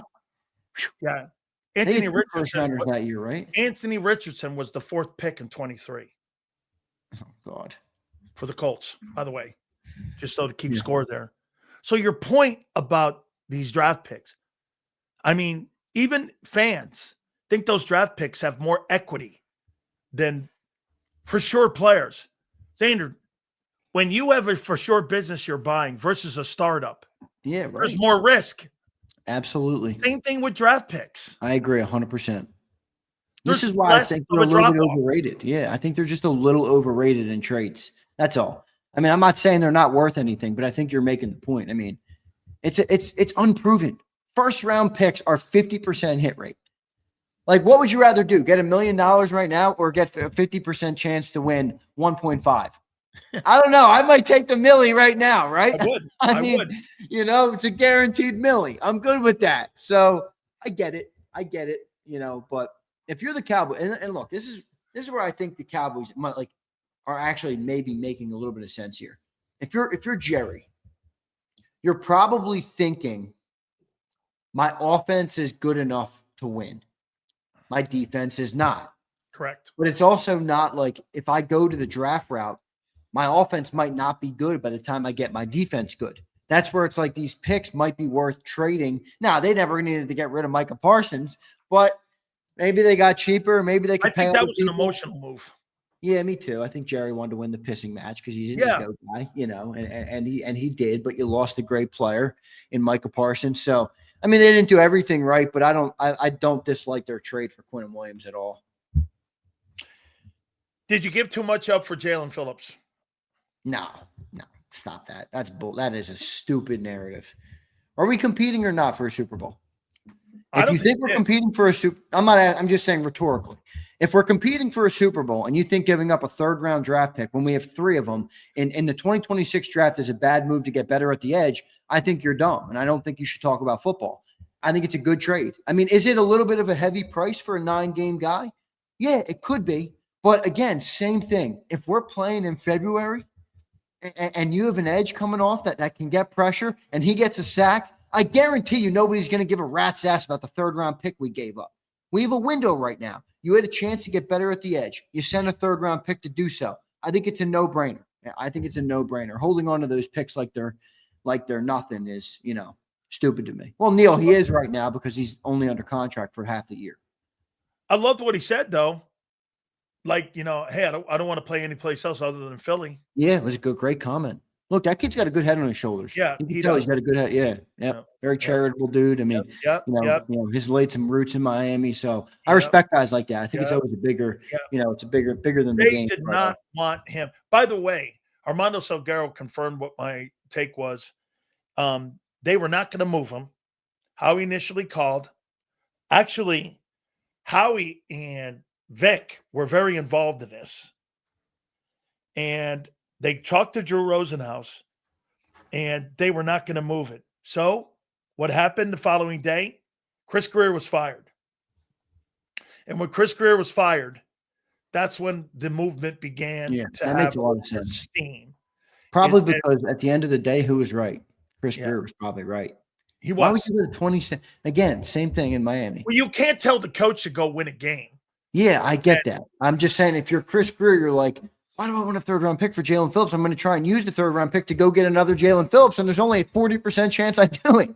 That's right. It's like you let a 26-year-old edge rusher walk out. That's what I mean. Like, what are we holding on to a 3rd round pick for, guys? I mean, it's a good trade in my opinion. I think, by the way, Jaelan Phillips. I mean, I know I'm not sitting here and trying to tell everybody he's a top elite edge, but I think he has an opportunity in Philly to really put himself on the map. When you're on a team like Miami and you lose a lot of games and nobody really talks about you at the top of the league or with the big teams, or, you kind of can fall under the radar. And I'm not saying he's been the most productive player, but if he comes to Philly and can produce at the rate he did last time he was with Vic Fangio, I think he had 7 sacks in 8 games.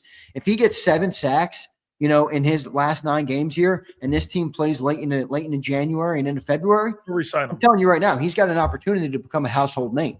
So take advantage of it, Jaelan Phillips. Welcome to Philadelphia, where you win and you become a superstar. Do you think he'll be as good or better than Josh Sweat? I don't think he's as good as Josh Sweat yet. I think he's got every opportunity to become as good or better. But I love what you say. At the end of the day, guys, potential is a load of bullshit, especially when you're in win now mode. Like we keep saying it about Jalen Carter, and you're kind of right. It's like, I know we all think he's going to be he's a great player. I'm not saying he's not a great player, but we still talk about him like he's on this track. Okay, that means he's not there yet. And right now we're in win now mode. So what is Jaelan Phillips right now? He's not there yet. He's not there yet. How come fans don't get the fact when you don't talk about potential with AJ? You don't talk about potential. Well, I think this is where the problem is, Silz. you do have, like, there is a world where potential still matters, because that's why you traded the first round pick for AJ, right? Like, you thought he had Yeah, potential. but I Now, never. he lived up to it. Okay, or they didn't utilize. It came back. They didn't utilize his skill set because he is that player. Yeah. He was in Tennessee. But you got to be you got to be smart enough to see the Yeah, no, forest no, through you the got to see trees, through the you know? forest and all that. Yeah, bullshit. right. Yeah. So, Okay. but look, that's another good example, right? We traded the first rounder. At the time, people were probably like, they overpaid for AJ Brown. Well, we got a great player. And Did anybody really care about the 18th overall pick? Tennessee got No. the kid from Arkansas who blew out loud and they cut. Yeah, exactly. And then he just got signed to the Commanders active roster. That kid. He's on his like third or fourth team. You know, I think draft picks are important. I just think in general, when you can get great players or good players who are young and have an opportunity to continue to get better or improve your football team right away, I think a lot of times that's the team that wins the trade as opposed to the team that loads up on picks. It's like the tanking philosophy, dude. It's like, it doesn't always work, man, because nobody drafts that well. You know, it's too hard to draft that well, that consistently. Okay. Would you agree with me when I say this? These are the three players that have to have a second better half: Brown, Carter, and Barkley. Brown, Carter, Barkley for what? The second half. I don't believe they had a good first half. I think it was okay. I would agree with that. I Don't think you- Carter's was good, but it wasn't. It was marred by bad decisions, irresponsible moments, and inconsistent play, I would say. Okay, and Barkley's numbers were nowhere near outside of this I last think game. Barkley's are a little bit. To me, they were a little bit more about the O-line, but you're right. The numbers are still the numbers. AJ Brown too. Yeah, AJ Brown's had a bad season. I mean, I don't think it's all on AJ. I don't think it's all on AJ. I think part of that's on the coordinator and part of that's on the quarterback. I mean, when you're a receiver, you're beholden to the guy throwing the football and the guy calling the plays. I mean, that's what you're beholden to. Exactly. I mean, that's exactly in the offensive line. So when you're a receiver, you're beholden to a lot of things. I mean, there's a lot of different ways to look there, but you know. So what's the question? Will they all turn it around? Yeah. I'm going to say that Saquon's going to have a much better second half of the year. And I'm going to say that Carter's going to have a better second half of the year because I think Jaelan Phillips is going to help him out. AJ Brown, I'm not sure. I think I'm noticing a small little change in now. The opportunity is there for AJ because if they start to do this under center play action more traditional offense, AJ should eat in that offense. I mean, he should be able to take advantage of defenses all over the place if they're able to play action under center and do some of the stuff they did versus the Giants. If they go back to what they've done with the shotgun, I don't think AJ is going to have a great second half. I've kind of noticed that I think Jaelan maybe likes throwing to Devontae Smith a little bit more. And some of the times he's almost forcing the ball to AJ Brown. That's just what I've noticed. It looks like Jaelan looks for Devontae like he's a number one receiver, you know, more now than ever. But I think he could still have a big half of the year. We'll see. We'll see. He's my one I'm probably most weary of, though. I'm not sure how he'll second half will go. Would we not agree that it's probably a trust issue then? I think it's some of that. I think it's I don't know. Like if at the end of the day, like if I don't throw to you, you're gonna talk shit on me on Monday? Yeah, but if I if I undermined you every day on your show, and I constantly said shit that made you look worse to your consumers, like at the end of the day, wouldn't you just be like, all right, I don't really like having you on anymore? You know what I mean? Like it's kind of like a natural human thing of like Jaelan might just be like, I completely all right, dude, like, yes. How many more times are you going to fucking make me look like shit because you didn't get the ball enough? You know, I think there might be some natural human elements there.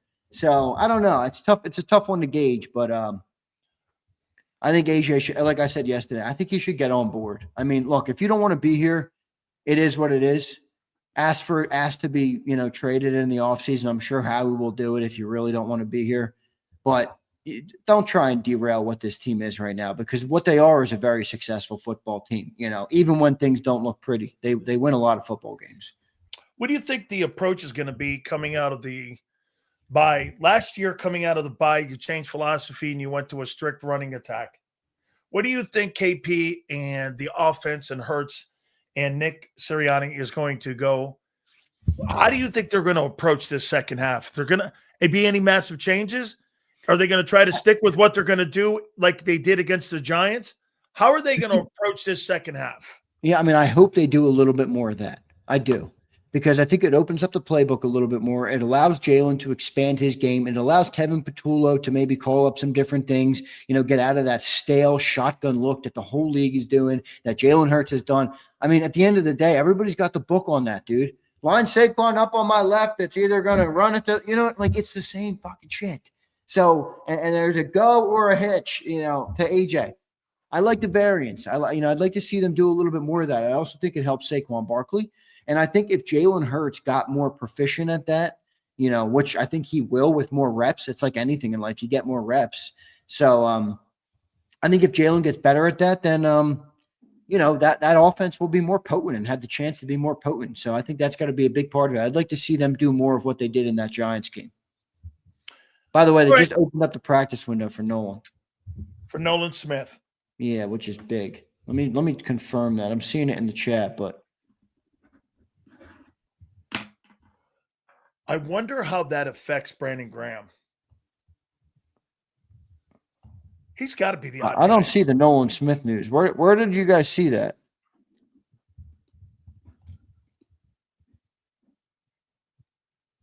All right, good. It's confirmed. I didn't see it yet. Let's see here. Adam Schefter tweeted out, as expected, Eagles wide receiver A.J. Brown has not been and will not be traded by today's deadline. You know what, though? That makes me feel even more so that there's been a ton of conversation. Yeah, absolutely. Absolutely. You don't just randomly see that about any player. Like, nobody's doing this. The Kansas City Chiefs have vehemently denied they're trading Patrick Mahomes. There must have been a ton of people. I guarantee you the Buccaneers contacted A.J. Brown and his people and the Eagles to try to get him. I'll bet you anything on that. Well, I'm sure they contacted him, but, everybody contacts a lot of people, For Adam Schefter just to randomly tweet that. By the way, it looks like it was confirmed, though, that the Eagles did offer 3 first-round picks for Myles Garrett. That doesn't shock me. No, it doesn't shock me even a little bit. No. It doesn't shock me even a little bit. That's why when we were talking about it and everyone was saying it wasn't realistic, the only people that hey, Xander, I want to show you something before we get to these other topics. So check this out. You think there's any coincidence to this? If the draft were to today, okay, if we were to hold the draft today, New Orleans would be 1, Jets would be 2, Tennessee would be 3, the Cleveland Browns would be 4, and the Miami Dolphins would be 5. The shitty owner of Gail Benson in New Orleans, 1. Woody Johnson, 2. Shitty owner. Tennessee, shitty owner. 4. Jimmy Haslam, Cleveland, 4. Miami, Stephen Ross. You think there's any coincidence? You got arguably the 5 worst owners that are sitting right now in a position to be in the top 5 draft this coming April. There's no coincidence to that. And Jeffrey Lurie. What's that? Good. Jeffrey Lurie allows Howie to do pretty much freewheeling at any moment, anytime, because he has a trust in him that he sees that this guy here, traditionally, majority of the time, is making the right decisions for his football team. So, I don't think that owner gets enough love for how he allows him to be that guy. I guarantee you that. I think it's a big part of it. I agree. How about this? Howie Roseman, do you think he would succeed in Miami? Here, follow me here before you answer. So, Alonzo Highsmith and everybody who potentially you're going to interview for that job, they will already be told, well, you're not moving off of Tua, and we may not be moving off the head coach. So far, your first biggest decisions that you'll make as GM, you're not allowed to make. Do you want that job as GM? Yeah, I get what you're saying. Jeffrey Lurie is a big part of Howie Roseman's success. That Miami Dolphin job as GM is not a good job. I can't even name my own head coach. No, it's not. I think West Philly. Look, I think Howie. I do at the end of the day. Shouldn't it be earned? You know what I mean? Like that's where it's like a tough one, because if you're an owner of a team, it's like, you look at how many of these GMs actually do kind of suck when they get hired. What's the hit rate of hiring a GM? What's the hit rate of a GM's moves?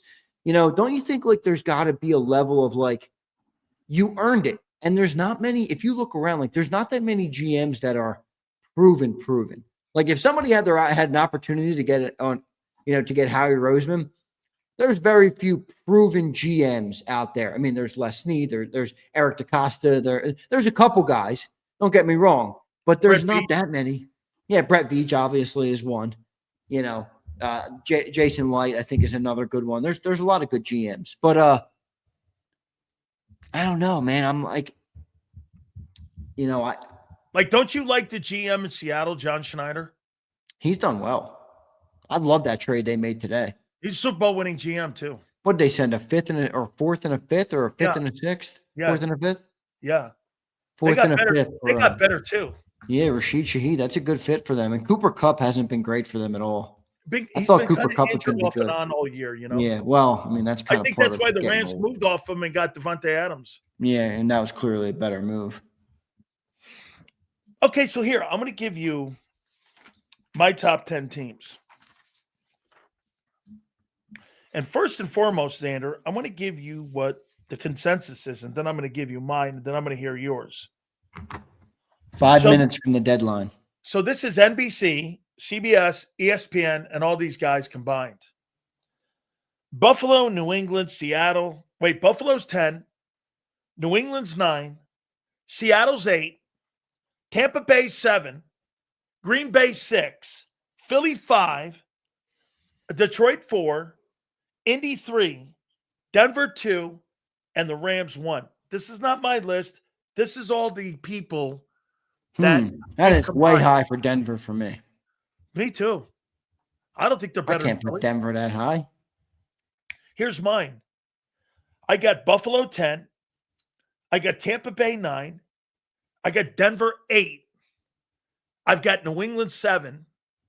I've got Green Bay 6. I got Philly 5. Now here, again, from 5 up, put them any order you want. I don't care. Philly 5. I got Seattle 4. I got Indy after the Gardner deal, 3. I've got Detroit 2. And I've got the Rams 1. Put them in any order you want them, top 5. Yeah. I don't care, really. I don't. I think the Rams are playing the best football of any team in the league. Rams are playing great football right now, no doubt.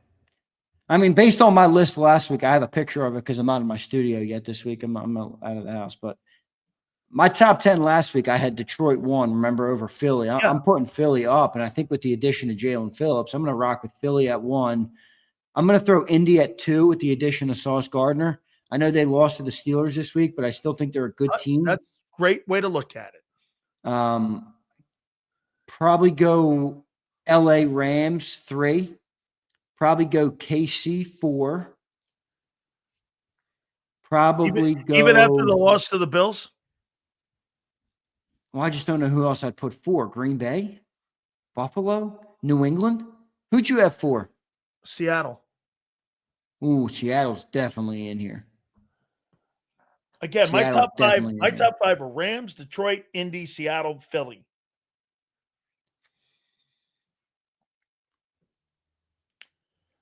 And personally, if you think about it, here's the top 4 teams to enter the final 4 teams in the NFC in the divisional rounds. Rams, Detroit, Seattle, Philly. Sound right? Yeah. Yeah, it sounds right. Okay. Will we not agree that one of those 4 teams is going to win the NFC? What do you think of the Packers? I don't know. Been saying it since day one with you guys. I mean, that's not the only thing to say about that team. I have no fucking clue. Dude, I've been saying it when everybody, John loves the team, and I'm like, yeah, well, let's see them in games that matter. I mean, I got it. They waxed Detroit. Okay. By the way, the loss to the Giants is a nothing burger. The win to the Giants with you guys is a nothing burger to me. The Giants, hey, somebody goes like this. Yeah, then we turned around and killed the Giants. I'm like, congratulations, you split with New York. Well, I know, but I don't like how you're using the Giants. Like, I know we lost to the Giants, but like, Well, wait And a how minute. long are you going to be able to use that for? No, wait. You know wait. what I mean? Like you're going to have You bad didn't hear me. games. I said I don't care that you lost to him, and I don't care you beat him. That's fair. That's fair. Okay, But you do care because yesterday you were grilling me on it. Oh, well, you lost to the fucking Giants. No, because you think they got better because they beat the Giants up. I don't. No, I don't. Okay. I think the Eagles have proved. Look, this is a weird league this year, dude. Everybody seems to be. I mean, look at the 2 Packer losses. Look at the 2 Lion losses. I mean, it's weird. It's a weird league right now. Browns in Carolina, right? Yeah. Come on, man. Bro, somebody went, according to like Senor, the deal is like, well, hey, we beat the Rams. Well, dude, I don't believe Denver's better than you. I find it, there's nobody on that team that makes me think you're going to beat them in any. If you played them 10 times, you beat them 8 times. I thought Denver was going to make a move today at the deadline. They didn't. I thought they would have made a move at wide receiver to put on the other side of Cortland Sutton. Looks like one more move here. Not the Eagles, but the Saints traded Trevor Penning to the Chargers, which makes sense because the Chargers lost both tackles so far this year. They lost Rashawn Slater and Joe Alt. That's like losing Jordan Mailata and Lane Johnson. We would be fucked. People got to remember that when they're criticizing Justin Herbert. If we lost Mailata and Lane, I would be giving Jalen Hurts excuses. All right. I would. So you got to give a little bit. Did you hear what's coming out of New York right now about Joe Schoen? No, that was fake. Don't worry about it. Okay. Good. Thank God. Then again, that's Steinberg, Wesley Steinberg. He fools so many people. Good. Okay. Hey, Coach Brown's coming on at 4:30. I know. I'm excited for it. Yeah, I'm excited for it. He's a controversial type of guy. I love that. I always think that's good to hear. I like to hear from people who are controversial. I like to push the needle a little bit, Silz. I don't like to be too PC in my life. I don't like to be, too buttercuppy and too soft. So I'm excited to hear that. I think you guys are going to be good, man. I think you two are going to be together. You don't want to be Reyes, that's for sure. All right. No. Top quarterbacks going into week 10, right? This is week 10 coming up. Is that right? Yeah. Okay. Number 10, I got Bo Mix. I got Bo Nix, dude. I got Jalen Hurts 9. That's low for Hurts. I got Golf 8. Wait, why do you have Hurts that low? Because you just don't think he's playing that great, or you're just the first half of the season, or what? I've been like this on the first half with him. Okay, been okay. I mean, not a little inconsistent. I mean, I'm fine with saying it's been a little the last 8 quarters he's really played well. Yeah, and I think he's starting to kind of because when his bad is like doesn't have turnovers and stuff. We talked about this a little bit. Yeah. He puts it all together. Like he's on great pace right now, as we talked about. Most touchdowns. I mean, the pace he's on right now would give him probably his best statistical year. Which I want to quantify something with you.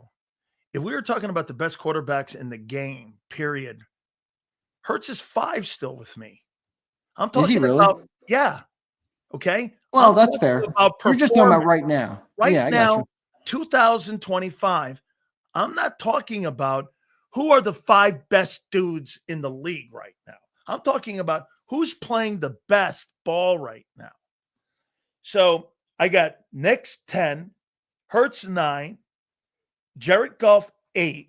By the way, I want to make one more comment about Jared Goff. I've never liked this guy. You haven't.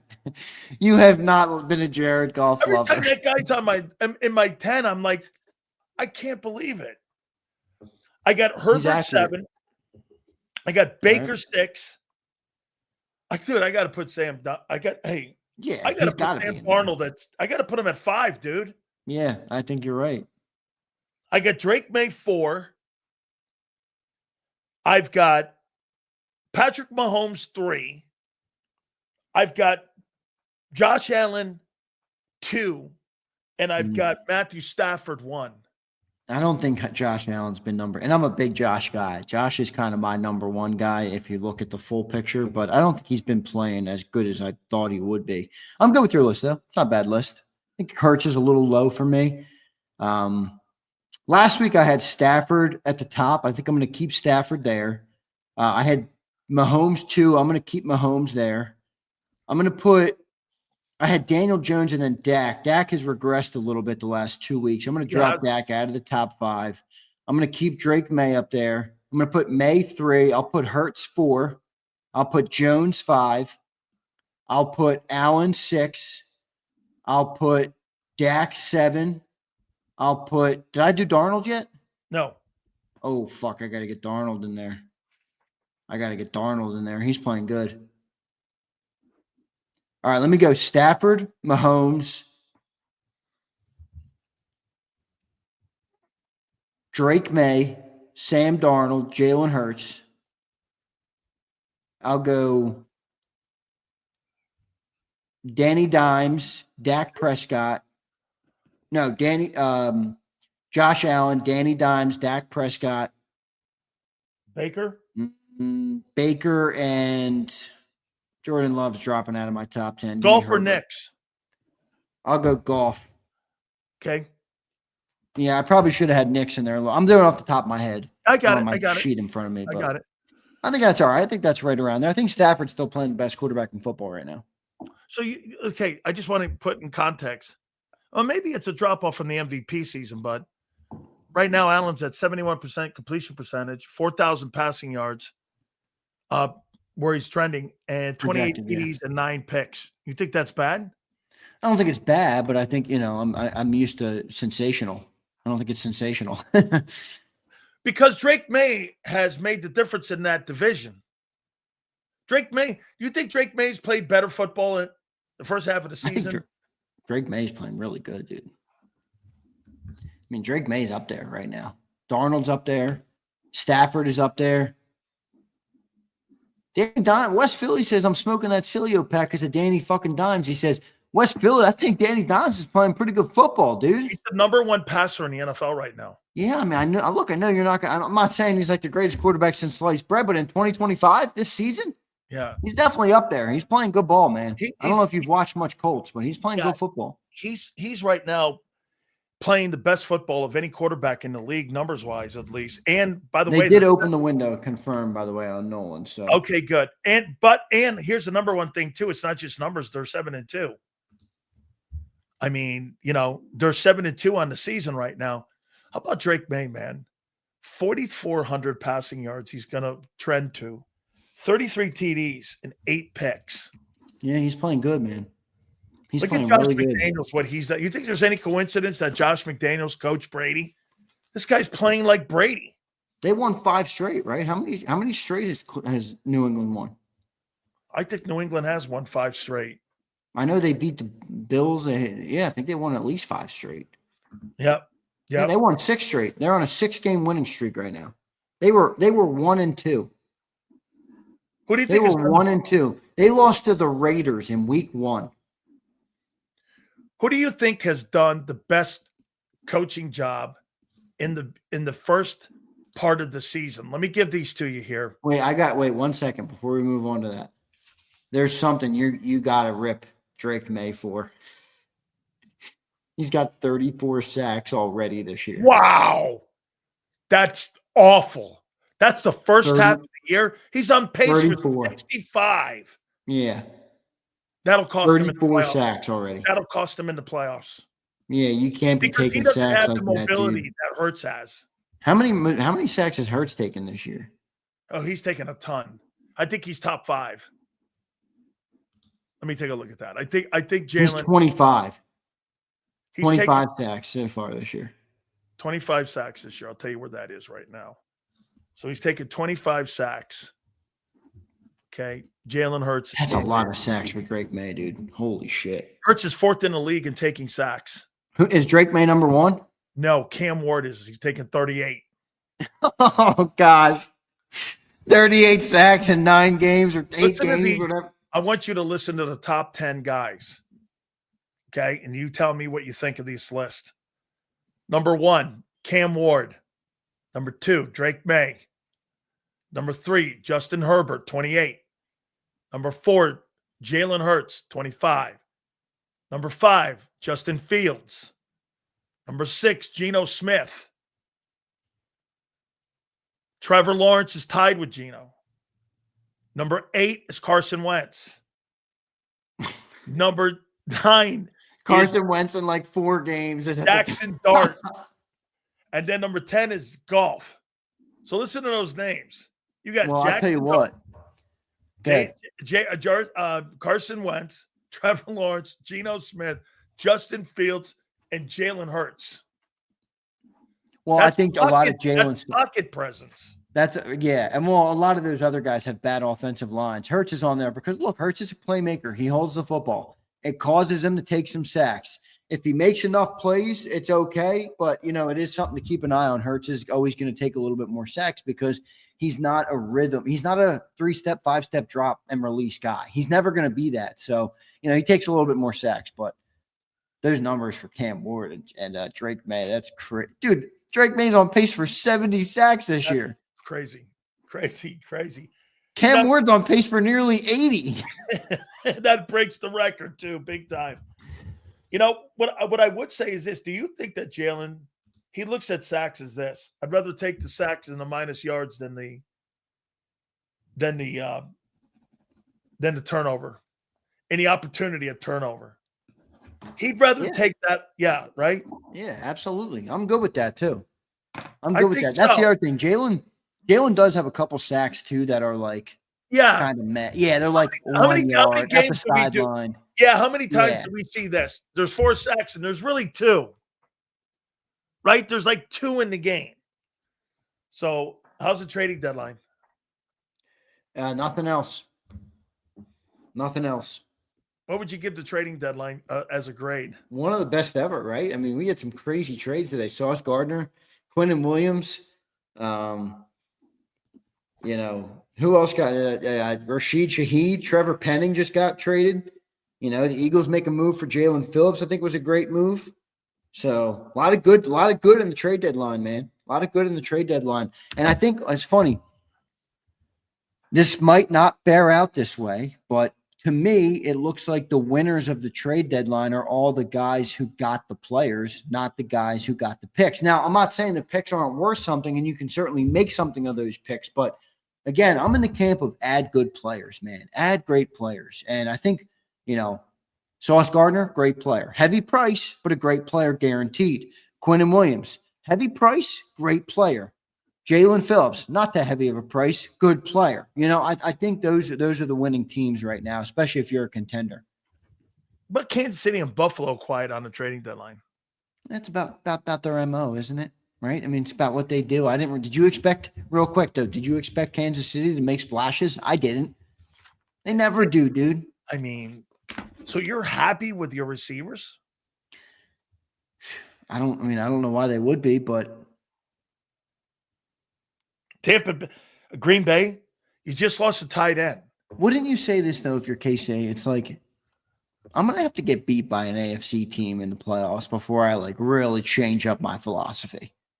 All right, we got beat in the Super Bowl last year by the Eagles, but we marched our way through the AFC, until you knock me off, I'm not going to really go and say I need to go get a great receiver. And I think that's a fair approach for them. Do you think that the Eagles were approached for Dallas Goedert? Maybe. I think Dallas Goedert might be playing himself into a bigger contract here, or a longer contract. I could see it. You think Jaelen really likes Goedert, dude. Jaelen likes Dallas Goedert. I'm telling you right now.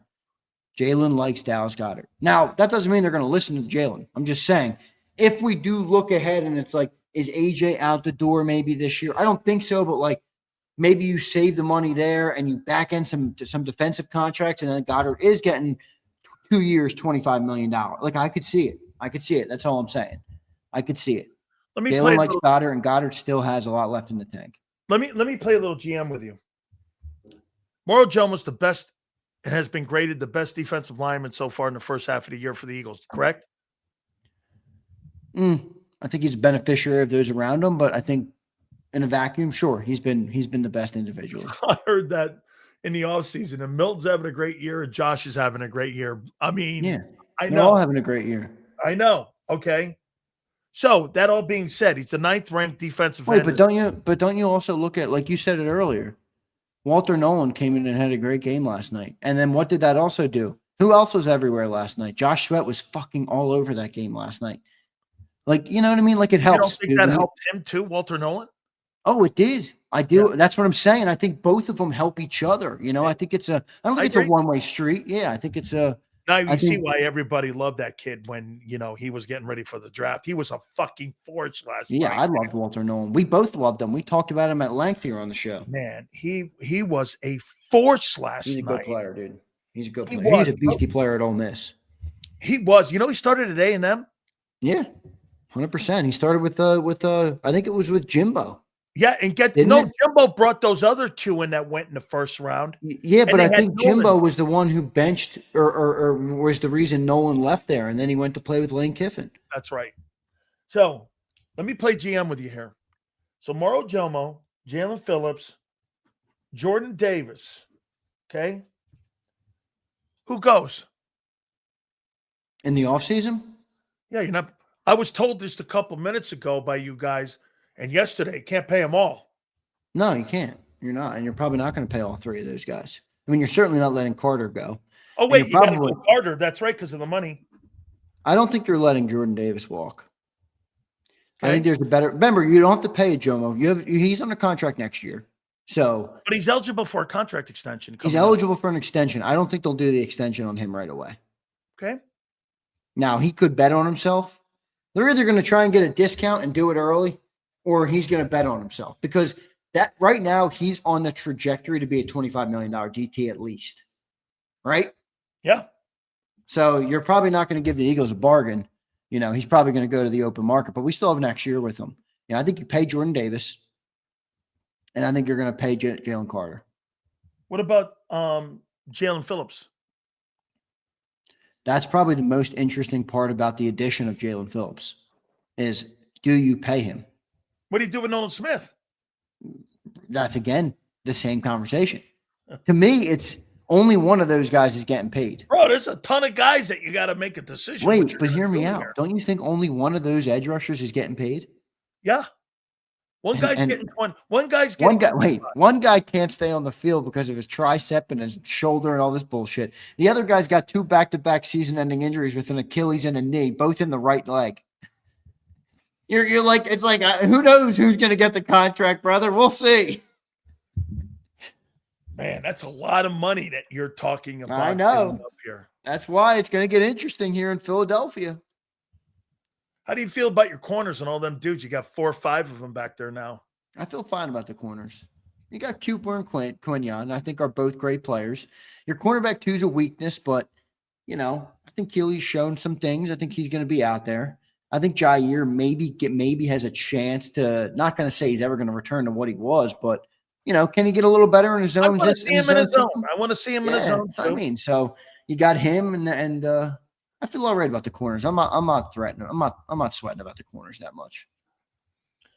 Yeah, I mean, I'm where are you fitting all these guys? You're asking me, bro. I mean, who knows where the fuck they fit them all, but. Who plays more in the second half, Dean or Campbell? Oh, good question. Feels like it's going to be Dean, but John will tell you it should be Campbell. You agree with John on that, by the way? He's like kind of telling me Vic is wrong. And he's like, I know I'm not supposed to go against him, but I'm a reporter. I got to. I don't think. Man, listen, he's a first-round pick. Dean's better. However, Campbell, I can do more with. And he's limited now because he's not going to get any edge. He's not getting edge snaps. No. In front of who? No, he's not getting edge snaps. That's gone. That ship has sailed.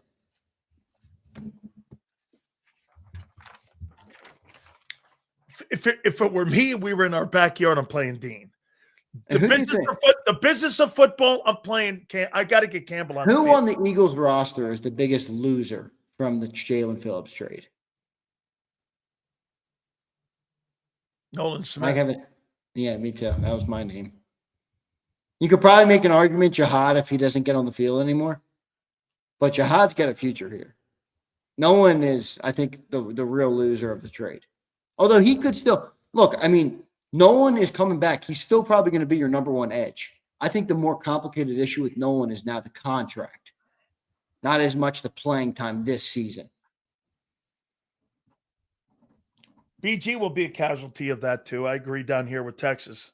Yeah. I think BG will. You still think your boy Hurts throws for 4K at the end of the year?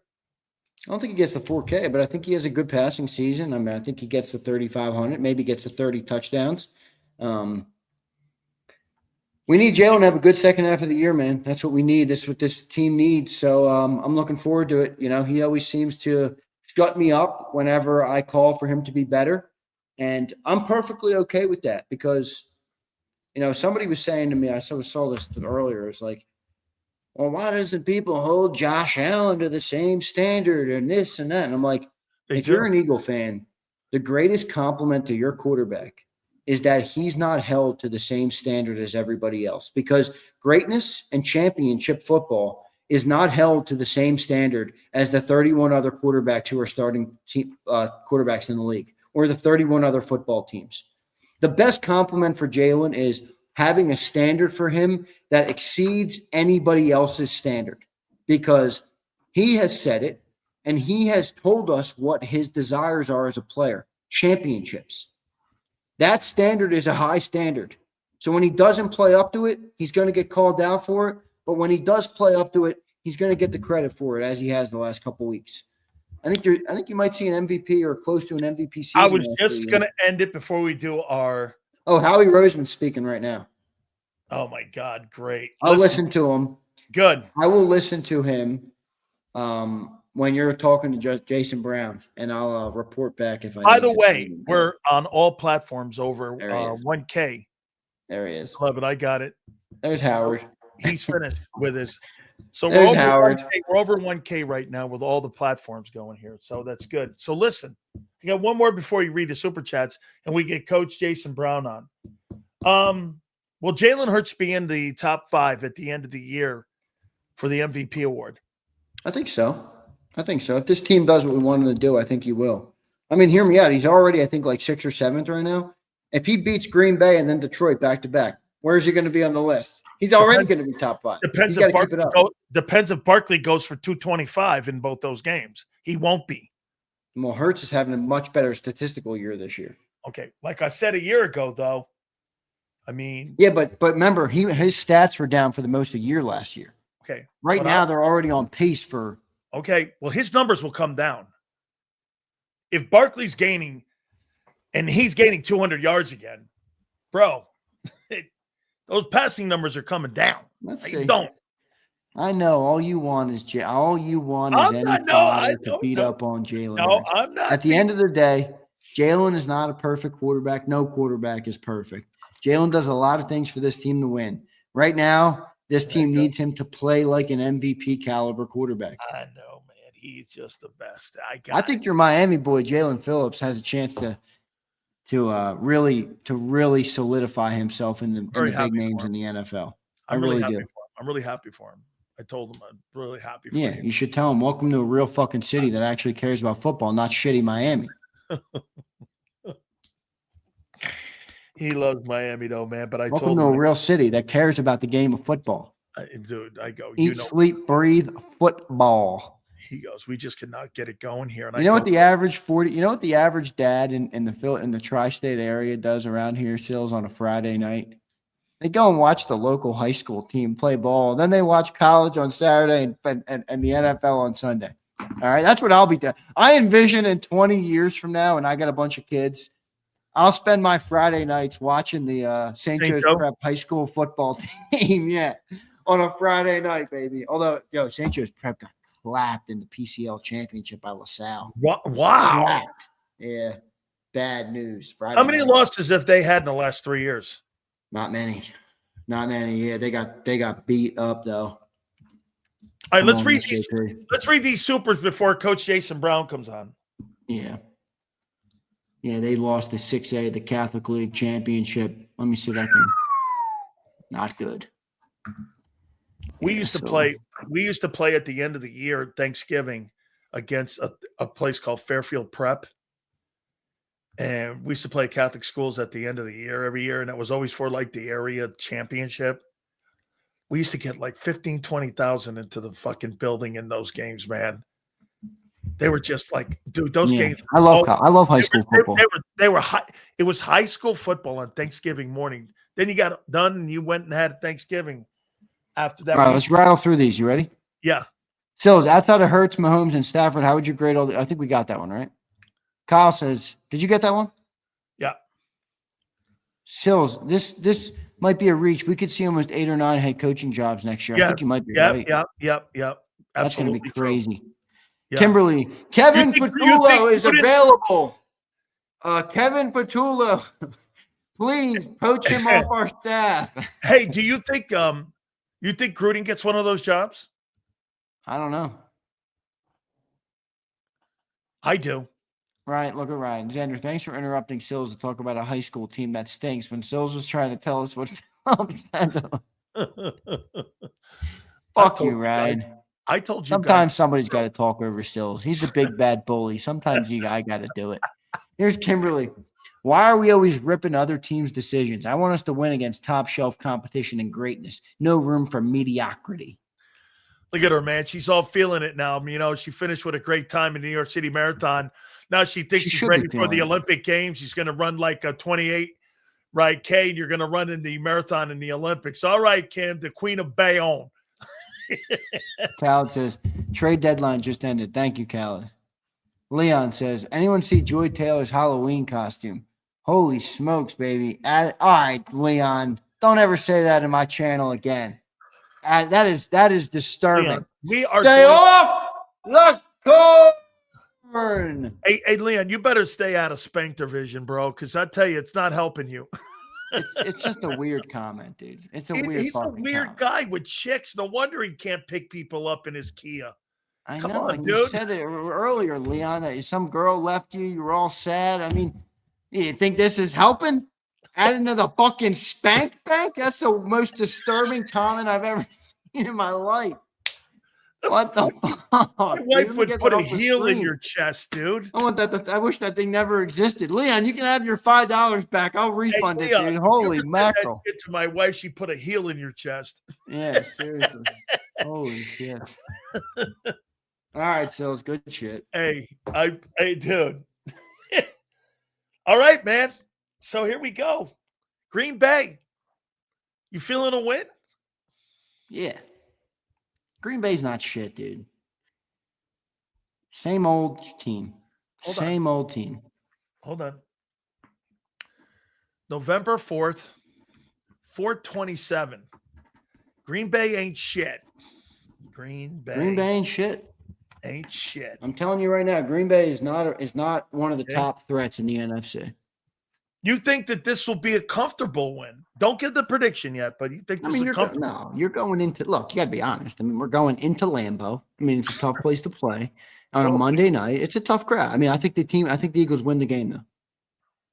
You're coming. That's all I'll give you. It's Tuesday. What do you want? A Tuesday prediction from me? The game's next Monday. No. You're coming out of a bye too. So you think you're going to start fast?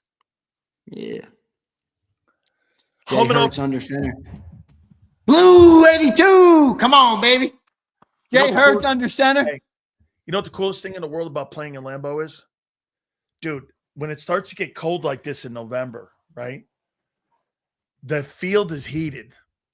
It's like you ever had like a heated blanket? So underneath the Lambeau field. My girl likes them. I fucking hate them. I'm like, I start sweating bullets immediately. I know. Cooking the oysters not good. And the weighted blanket. You ever had a weighted blanket? No. Like when I stay at a hotel, I rip the sheets off because I don't like. Me too. I don't me like. Too. I don't Nasty like. I feel like I'm dude, a mummy. Right. I'm with you. All right, brother. Good show, man. I'll catch up with you before you go. So listen to this. So I got Pat McAfee texting me going, "Hey, you see this guy, Coach Jason Brown? You see him going back and forth with Mina Kimes?" And I go like this. I go, "Yeah, I've been watching this." And Xander goes like this, you got to get this guy on, Silz. So I check my DMs. Hey, Dan, anytime you need me, brother, let's rock. I'm like, fuck. I have, dude, I don't know. Maybe I have CTE or some shit. I looked at it, and then I looked at this guy's following. It's incredible. And he's been going back and forth. By the way, I think Mina Kimes is a dope, too, like he does. Same. So I like people that fucking stir the pot, baby. That's what I like. I like stir the pot. That's what sports talk is. Right. So, all right, brother. Good stuff, man. I'm looking forward to the interview. You got it, brother. Appreciate you, man. Give me a heads up of what Howie says, too. All right, man. That is our man. Yeah, I couldn't wait for this. And so I sent him a text. He's like, let's rock, Big Silz. So without further ado, I've got so many people, by the way, that have been telling me, Silz, you got to get this guy on. He's got a great following. He talks some great ball. You know the people we get on here, folks. We get on every general manager. We get on every coach. We get some of the biggest people on the planet on our program. And so we welcome in now Coach Jason Brown to the program. How you doing, Biggin? Hey, what's up, brother? How you doing? Very good, man. So I want to start out, man. I mean, congratulations on all your success and how you're kicking ass and you're stirring it up a little bit. I mean, I want to start it out with this Mina Kimes thing. I mean, you are so right. I agree with you 100%. I think she's a buffoon. What's been the back and forth between you and her these last 2 weeks? Really no back and forth, man. What happened was, so your audience knows the whole story. I've said it on my show years ago. I'm from, I'm from Compton, man. You start none, don't be none. That's how I live. You start none, won't be none. I don't start shit, Dan. I'm not the one going at poking you. And I think that's kind of like what bitches do. I don't do it. 4 years ago, after Netflix and all that ended and I was coaching, I took 3 players from the University of Minnesota from a good friend of mine, a mentor of mine, Jerry Kill, who's now at Vanderbilt. He sent me 3 players to JV. These kids didn't do it. They didn't do what they're accused of by their accuser. And I was real hesitant because I didn't touch players that had any issue with women whatsoever. If you put your hand on a woman, I got a daughter. My AD was a female. And I'm like, we didn't do it. So I go up to Minnesota. I talked to Jerry, talked to Coach Matthews, everybody, the interim head coach, because Jerry Kill left because of this. He left. Remember, they weren't going to play a bowl game because of this. Remember that? Yeah. And he was going to play Leach and Wazoo at that time. And so I go up there, read this 86-page dossier with him, and I'm like, man, it scares me to bring him in, blah, blah, blah. They're like, JB, here's the evidence. And the broad's caught red-handed on film, lying and saying she made it up. And she wanted the clout, and she had sex with a bunch of different baseball, football, basketball players. And my 3 players get accused of the R word. So I bring them in, and Mina Kimes, Sarah Spain, and a broad name, Brenda Tracy. Okay. Now, mind you, Brenda Tracy has filed a suit against Mel Tucker at Michigan State and Mike Riley at Oregon State. And I bring this broad in after Mike Riley told me that, JB, I brought her in after the Oregon State thing when he was the head coach in Nebraska. He goes, I brought her in to speak to the players and make this amends. So I bring her into JUCO because Netflix became a deal in a household watch, and I bring her in. So right before she speaks, she asked me for $10,000. 10 grand. I said, listen, girl, I'm at a JUCO. I said, we don't have the money. You agree to this because you said that's what you do, Dan. You're a fucking advocate. You want to let boys know how to treat women, blah, blah, blah, blah, blah. So she doesn't do it. So I tell her to kick rocks, and I fucking cussed the broad out and said, you're full of shit. 4 years later, her, Mina, and Sarah Spain come out, do a hit piece on me. I've never talked to these 3 girls ever in my life. They do a hit piece on me saying that I'm a fucking criminal because I took these 3 kids to Independence after they had false allegations on their name. After, Dan, these 3 kids, inner city Detroit kids, whose Ray Buford's dad was the chief of police in Detroit. These 3 guys filed a lawsuit, a discriminatory lawsuit against the University of Minnesota for $30 million each, and they had no clue about it. And then they deleted the tweet, but I kept it forever, Dan. I kept that shit. And that's when it started right there. And every day I'm going to go at Mina Kimes' fucking nobody-ass neck. Because she don't know what the fuck she's talking about. So, and it's embarrassing. It's embarrassing. And so then all the people that went in her defense, former players that are now obviously on that ESPN channel, of course, they're paid actors. They have to do what they have to do. No former players of mine, at 28 in the NFL right now, none of my players that are on my show every week, like Super Bowl champ Eric fucking Weddle, who played safety, I think knows what quarters is. Sean King, Super Bowl champ, who's on my show every week, 3 times a week, I think knows what quarters is. None of them, we're all laughing at her, not with her. And I don't believe she understands it. But all the minions that defended her because they didn't realize what the conversation entailed, Dan, are absolute buffoons and should be embarrassed. Because all I mentioned was in this whole conversation, the weakness of the coverage. I never fucking said, hey, you can't beat quarters deep. You can beat any coverage deep if the fucking corner falls down, Dan. I saw it. I'm talking about the weakness of it. I never drew up one play. So Kurt Warner and I talk a lot, and I said, Kurt, he was on a couple days ago. And I said, Kurt, you're discussing something that was never the discussion. I said, you're drawing up concepts and routes and combination routes to beat quarters. I never drew up one play. You haven't seen it yet. Have you? Show me one. I can get up and draw 100 plays, Dan. That wasn't the discussion. I said, you don't just get up to the line of scrimmage and say, we're going to go quarters deep. No, I'm telling you, here's the weakness right here. We're not just chunking it deep. Well, that was it, and that's how it kind of blew up, and then all of the minions got on her side because, of course, she's a woman, and she's a DEI hire, and that's what the fucking bottom line is. And the bottom line is her husband basically has a really big influence with the TV channels and all that, as we all know, and I didn't want to bring up that, but she goes and finds a false allegation hit on me for 8 felonies and posts that like a bottom feeder would. And that's what apparently I got cooked for, Dan, on social media. By the way, Ice Cube's a dear friend of mine, too. Since you're from Compton, Ice Cube comes on the program. He's been on like 5 or 6 times, and we love the guy, man. So all good, my friend here. No doubt. All right, let me get some football in here, Coach. Let's go down here, man. What do you make of the Eagles? Man, I think they win in spite of Jaelan, not because of him. That's just me. That's my personal deal. I know you're a Philly guy, so that might No, I actually agree with you. Yeah, I don't.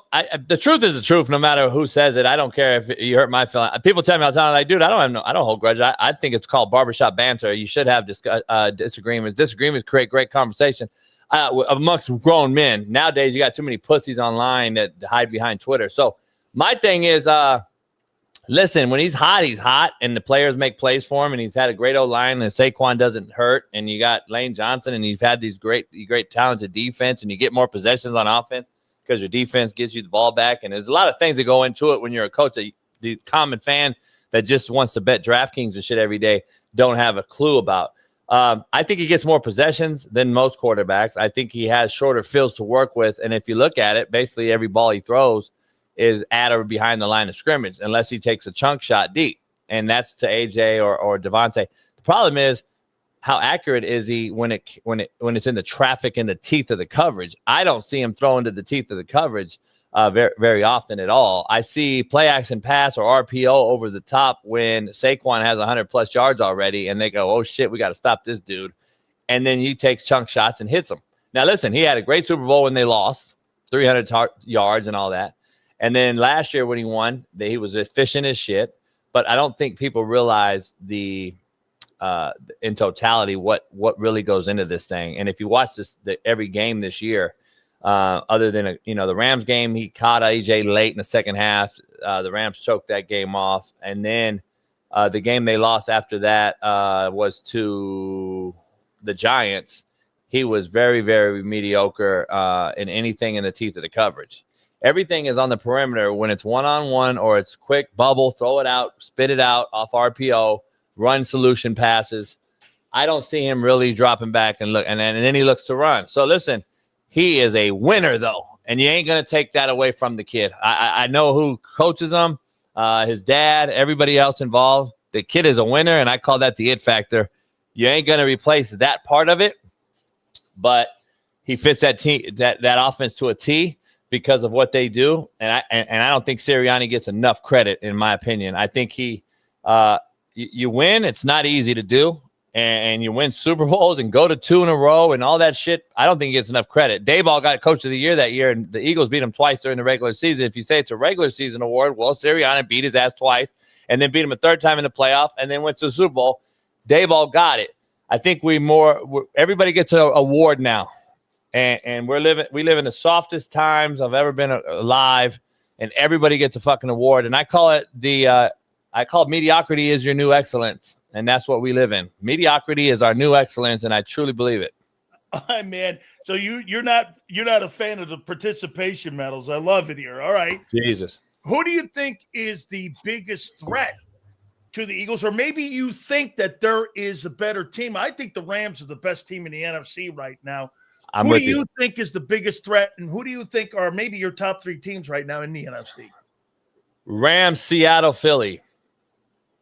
I think those 3. Sam Darnold's playing as well as anyone, as I said he would. I had to coach against him in high school out here in California.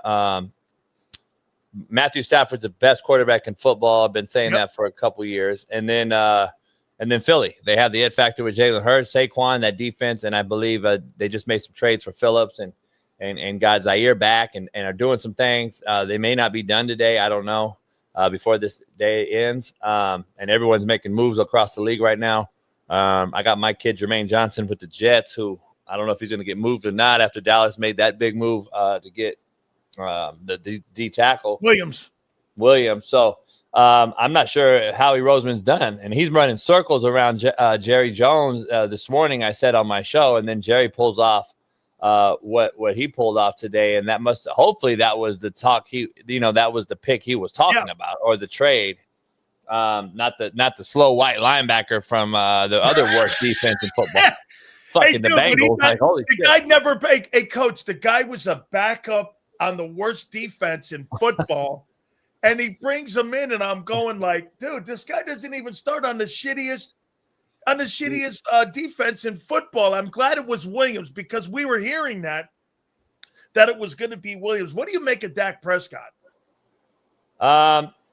He's a decent in-season quarterback. Him and Lamar Jackson are in the same boat to me. Overpaid, under-deliverers. That's how I've kind of put him. Quarterback, Dan, let me be clear, because everybody knows I go on Whitlock and all these other shows about Patrick Mahomes, and I've been calling that out for a while. I'm not a fan. I just think that you live in this era that none of these guys would have played in, other than Stafford and Aaron Rodgers. None of these other QBs would have survived in that era. Flacco, let me go back. Flacco. So there's 3 guys playing right now that probably would have survived in our era. Number 1, with the rules. I'm talking about rules, the way the game was played. Wideouts being able to get hit over the middle, all those things. So take that away. You play in a generation where we throw bubble screen, and that's why we have 80% completion percentage quarterbacks. Number 1, and Andy Reid, I think, saves Patrick Mahomes, not the other way around. And then you say these things and people say, oh, you're a hater and blah, blah, blah. It is what it is. I tell you the truth, because I watch football and I have all the end zone film and I actually break it down. And I'm like, these guys would have never played back in that era. So Dak, Lamar, and the quarterback room in the NFL, 32 starters, is the worst I've ever seen in my entire life as a whole. The quarterback position is the worst I've ever seen. The athlete themselves, Dan, are the best we've ever seen. Yes. People don't realize, though, you can be an athlete playing quarterback, or you can be a quarterback that's athletic. There's a huge fucking discrepancy in those two things. So we got too many athletes playing quarterback. Kyler Murray. Justin Fields would never play in my era.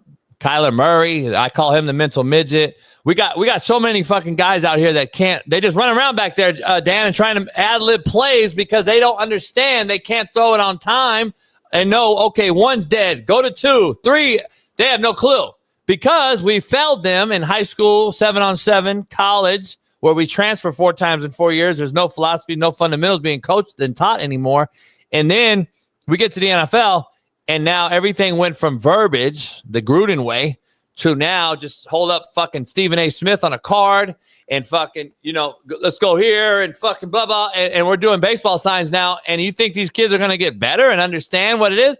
Back in the day, Dan, you brought that long-ass verbiage in the play call, it included protection, and it included a check with me, and it included if the 3 tech's over here, let's run to the shade on outside zone or what it may be, whatever it may be. We don't do any of that no more. Now the kid's running the play at the line of scrimmage. He has no clue. He doesn't even check it. How many quarterbacks you see get up there and go, easy, easy, easy, easy? I mean, have you seen it other than Aaron Rodgers, Flacco, and Stafford? I haven't seen another guy audible all year. So it's the worst I've ever seen, Dan. I get asked this. I played against Montana, and I played against Elway and all these guys. Coach, let me say this to you. People they ask me this all the time. Silz, Brady or Joe? I'm like, I'm going to go down LT's line. That guy sat back in the pocket and took beatings from Reggie White and from LT. And let me tell you, if Joe played in today's era or with Marino in today's era, these guys would throw for 10,000 yards a year. I mean, can you imagine Jerry Rice with defenseless wide receivers? That rule they have, he'd have 2,500 yards a year. I mean, it's ridiculous. I'm a Troy Aikman guy. People don't realize how good he was. He had this team, this loaded roster. Shut up. Like, don't tell me that, we can go down that line with anybody, any one of these guys. Troy Aikman would throw for fucking 8,000 yards a year right now. And he was the most accurate passer I've ever seen. And go ahead and talk about their O-line, all this shit. I grew up with Larry Allen, so rest in peace. But do you realize what he did? And they were in a 21 personnel team. This was old school West Coast. Bill Walsh, there was Ernie Zampese, ISO. But have a beer. Have a beer. Oh man. No, but I'm saying ISO pass, power pass, fucking take a shot. He went in 4 wide, Dan, throwing 35 times a game. I got you, man. I'm with you. What do you make of Josh Allen? A freak, John Elway-esque. I don't know if he has the it factor either, though. Like, he owns Mahomes in the regular season, but can't get through to in the playoffs. Like, these guys, I don't know. I haven't seen these freak of natures win when it counts. Have you? No. Lamar, Josh, Burrow got there, but I mean, now I don't know if they'll ever get back. Dak is an in-season quarterback, puts up big numbers, but then he's 2 and 8 in the playoffs. He's Romo. He's Tony Romo. Yeah. Or he's Kirk Cousins. He's Kirk Cousins, basically. I think he got overpaid. I don't know why they paid him, but you got all these guys out, all these quarterbacks. I think Purdy's a bus rider, not a driver. I would have never paid Brock Purdy. I would have never paid Tua, but I understand why Purdy asked for what he asked for because Tua got paid.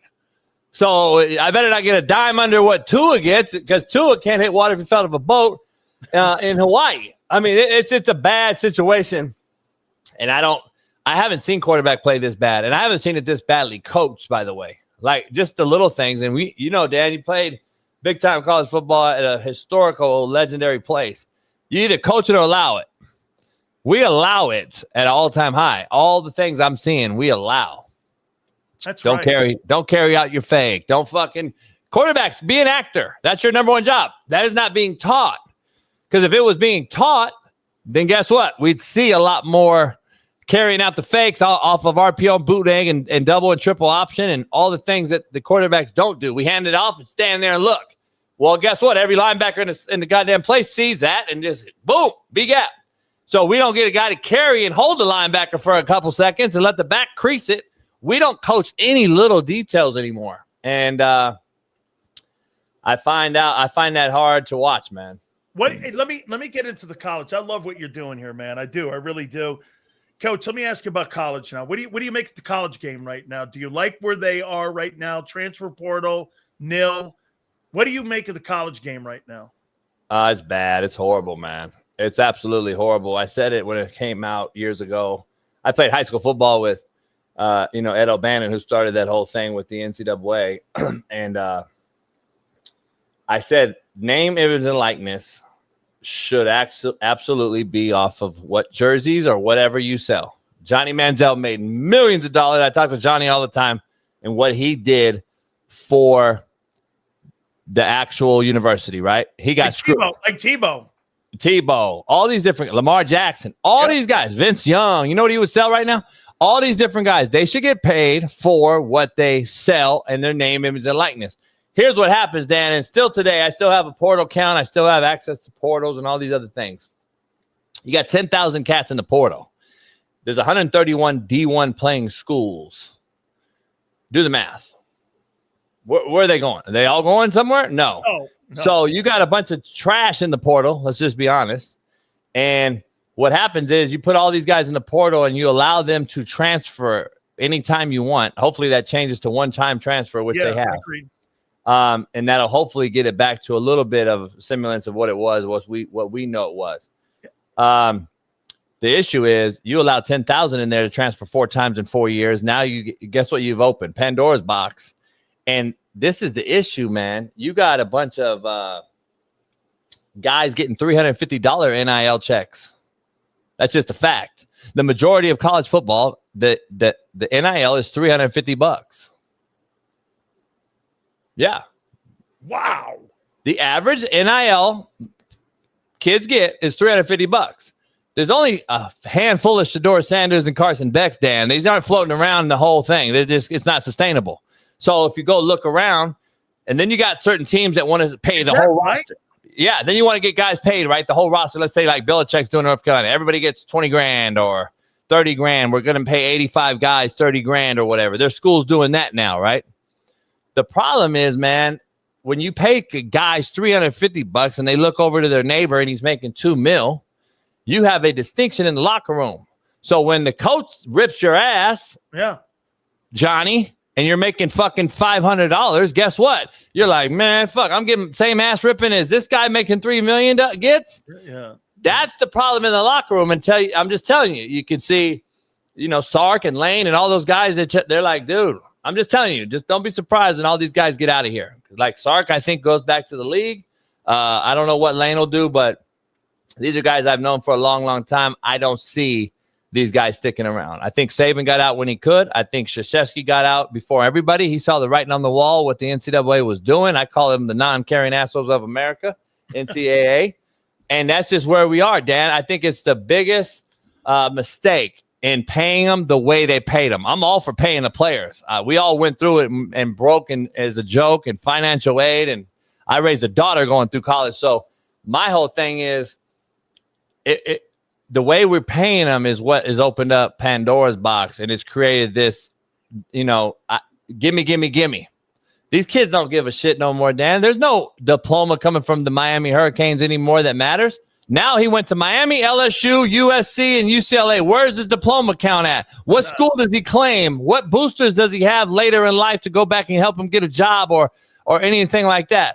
That's the issue you don't find anymore. The fundamentals are gone, and the actual root and what we grew up watching, raising kids and getting them to be men is no longer. We're raising boys, and we're just allowing them to continue to be boys. We're not taking boys and making them men anymore, and that's the problem. We're just allowing them, we're enabling them, and they're the most entitled generation I've ever seen in my life. So that's where we are. I want to ask you a couple questions on some media people here now. Stephen A. Smith to coach is what? Say it again. To coach, what is Stephen A. Smith? A fucking mockery. I don't know. He's an absolute joke. I mean, like, the guy's never played nothing. He really's never done nothing. And he's now jealous of our good friend, Pat McAfee. Yep. And so I think he's jealous of Pat and other things he does. And I'm so glad that Pat does it his way because without – I love McAfee. I love McAfee. Yeah, I used to be on the show every week. Listen, Stephen A. is a joke. Like, he's a loud guy, and we get it. I'm loud too. But everything he says it couldn't be further from the truth. That's the problem. You got to be loud and be right sometimes. Like, this motherfucker's never right, is he? No. I mean, goddamn. I just don't get it. Like, he came on the other day and was basically saying that the black GM got fired because he's a brother. I saw that. But you got Mike McDaniels, who's a brother. Like, make it make sense.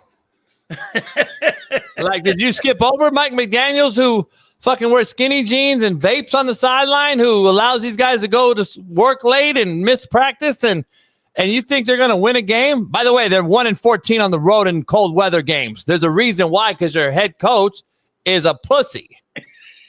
So I'm just telling you. Okay. How about Ryan Clark? Oh, fuck, the worst. He don't like me either. So we got a major beef. My buddy Marcellus Wiley and him don't get along. We don't get along. He's just a race baiting clown. And it goes back to Louisiana recruiting for me with him and a legendary high school coach in Louisiana, Coach Salt DiMaggio. Ryan got into it with him, and I defended Salt, and we got into it. And I'm like, dude, you're a joke. I said, you ain't done. I've done more for your brothers in your community than you have for your own. So stop. Miss me. He didn't like that too much because it's a fact. I got 28 in the league, 300 plus D1, and sent thousands on to college and got their degree. Not one kid's ever been arrested. And when you see that, oh boy, that fucking made him mad as hell. He was hot as fish grease when I tell him those fucking stats. But everything he spews out, Dan, is an absolute joke. And nothing he says is true. And everything is a race bait. I don't know how he has a job, but it's Disney, so it makes sense. Absolutely. What do you think of Jason Kelsey? Now getting into the media, what do you make of Jason Kelsey? He's big in Philly now, and you know his brother now, Travis, and those guys are now becoming media stars. What do you make of those guys? The same. I don't know. You don't know where Jason is one day or the other. Is he on Travis and the Swifty side, or or is he back to being a conservative, a dude that's that voted for Trump? You never know. Like, you don't know what these guys are. That's the thing about it, Dan. These gray area, line toters are the biggest issues that we see. Like, I see the biggest. These guys are so gray area. They have no balls anymore to stand on business and say, this is who I am. We got so many line toters that want to play both sides. That's why America's become so pussy. Like, that just is what it is. Like, we have absolute nobody to stand on business anymore and say, no, this is me. You can like it or don't. Like, I really don't give a shit. Like, by the way, nobody in the chat pays my bills or any of that shit. And I sleep at night knowing that my kids didn't get arrested, go to jail, or die. Fuck wins and losses, Dan. I really don't care. Getting those guys to the NFL, getting them 10 first rounders, 8 Super Bowl champs, I think I did all right. Now, you can say what you want to say about me after that. I really don't give a shit. But I know this. We've created, hard heads create soft asses, Dan. And we've created a shit ton of soft asses out here. I'll tell you that much. I want to hear the guys that you put into the league, and I want to hear the guys that you coached. I mean, what do you think has been the biggest influence that you had on these guys? Honestly, tell them the truth. Yeah. You come to me and it was football. You come to me, it's football jail. You got to get out. Like, that's just what it is. Jermaine Johnson, first rounder for the Jets 3 years ago. Maybe moved today from the Jets. I hope he is. Fuck, the Jets are a joke. But I loved him at FSU. I loved him at FSU. Yeah, he goes to Georgia after me. He goes to Georgia. COVID gave him that other year. So he goes to FSU, ACC Player of the Year, all those things. But listen, man, he was a kid that I had to, you see it on Netflix. I had to cuss him out all the time. The problem is, Dan, this is the problem. Everybody out there wants to talk shit, and all these guys, the nobody. I call them nobodies, because they're absolute fucking nobodies. They can't produce a resume to you and I. So you're a nobody if you can't give me a resume, number one. Number two, show me a guy that I coach talk shit about me on social media. I'm still waiting. And show me how I got 41 guys D1 every year and a new 40 came in every year if I'm such the asshole that everybody thinks I am. Because I think kids talk, Dan. They know. Yeah, I think they're going to be like, hey, man, Coach JB is a real one, but he's going to get in your ass, but he's going to love on you the same way, and he's going to give you the shirt off his back. Coach, recognize real, Dan. Real recognizes real, as you know. How about this, Coach? Like, here's the difference between when I played at UM, the kids even there at UM today, and the kids that are going in college. You either went to prison or you went to the NFL. We didn't have any side doors. I mean, the No kids doubt. that were at Miami, No those doubt. were kids nobody wanted. They were from Overtown, Liberty City. They were from Belle Glades, Florida. They were from those places. I got thrown out of Maryland because they threw a guy out of a window. And I mean, listen, those were the guys Jimmy Johnson recruited. Jimmy Johnson used to always say this: "You're not going to win championships with choir boys." And that's why my 3 years there, we lost one regular season ball game. I mean, it's just a different mentality today. My guy Steve Kim loves you to death, man. So he's on my show every week. So he's a big Miami Hurricane guy. But yeah, it's interesting, man. You're right. I mean, look at Florida and Urban Meyer. Look at Pete Carroll and SC. All the teams that won. Guess what? I wrote a best-selling book, Dan, and there's a chapter in there, and you know these words very well. It's called fuck stick, shit bird, and slap dick. And guess what? You and I are slap dicks, Dan. That means we're a non-malicious guy that does stupid shit, but in a non-malicious manner, right? That's a slap dick. Most of the chat are slap dicks, and we're slap dicks. Then there's fuck sticks, Dan. And you know, when you become a fuck stick, you're damn near on the border of no return now. And you're damn near toting the line. And then there's shitbirds, Dan. Shitbirds, there's no coming back. You're an absolute shitbird. But guess what, Dan? You and I know who the shitbirds are. They're the best fucking players on your team. That's right. So, Dan, they're the best players on your team. So guess what we got to do? We got to get them to the yard and making sure they don't fucking rob McDonald's, don't we? Yes. Yes, a couple last ones here for you, Coach. Let me get this one here. Last Chance U. What was that experience like for you, bro? Listen, I don't have regrets. I don't have rearview mirrors in my car for a reason, man, because I don't look back. It deters you from looking forward, and I'm like, fuck it. I'm never going to look in the rearview mirror because I'm not going that way. At the end of the day, I'm going forward. And I look at it as I had an opportunity to get 13 coaches D1 jobs, which I did. Send 101 guys Division I in 3 years, which is still a national record. 11 of those guys went to the NFL. I think the opportunity presented itself and got those guys in front of 400 million plus people. And if I'm the sacrificial lamb for doing the show, so be it. I'm fine with that if that's what it takes. Because like I said, I really could give a shit less about what you think of me. All I cared about is getting those guys where they could not get themselves, which is the true definition of coaching.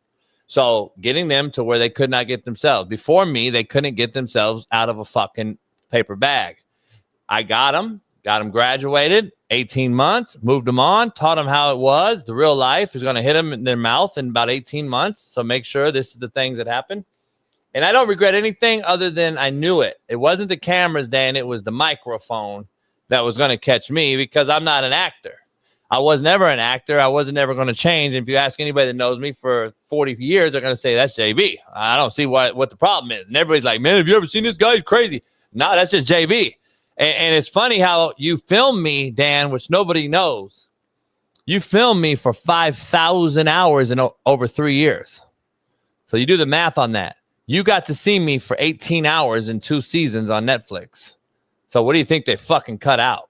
Of course. Yeah. And they don't show me coach. Yeah. You know what, Coach, for like I told people, I've been on the air for 30 some odd years. You don't think eventually I'm going to say something fucking stupid? Yeah. And that's all they lean on.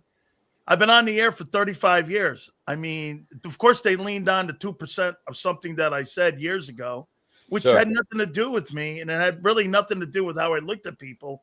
But they don't give a shit about that nowadays, you know? I mean, everybody nowadays, you know what they do? They'll pass on some people, give them the hall pass.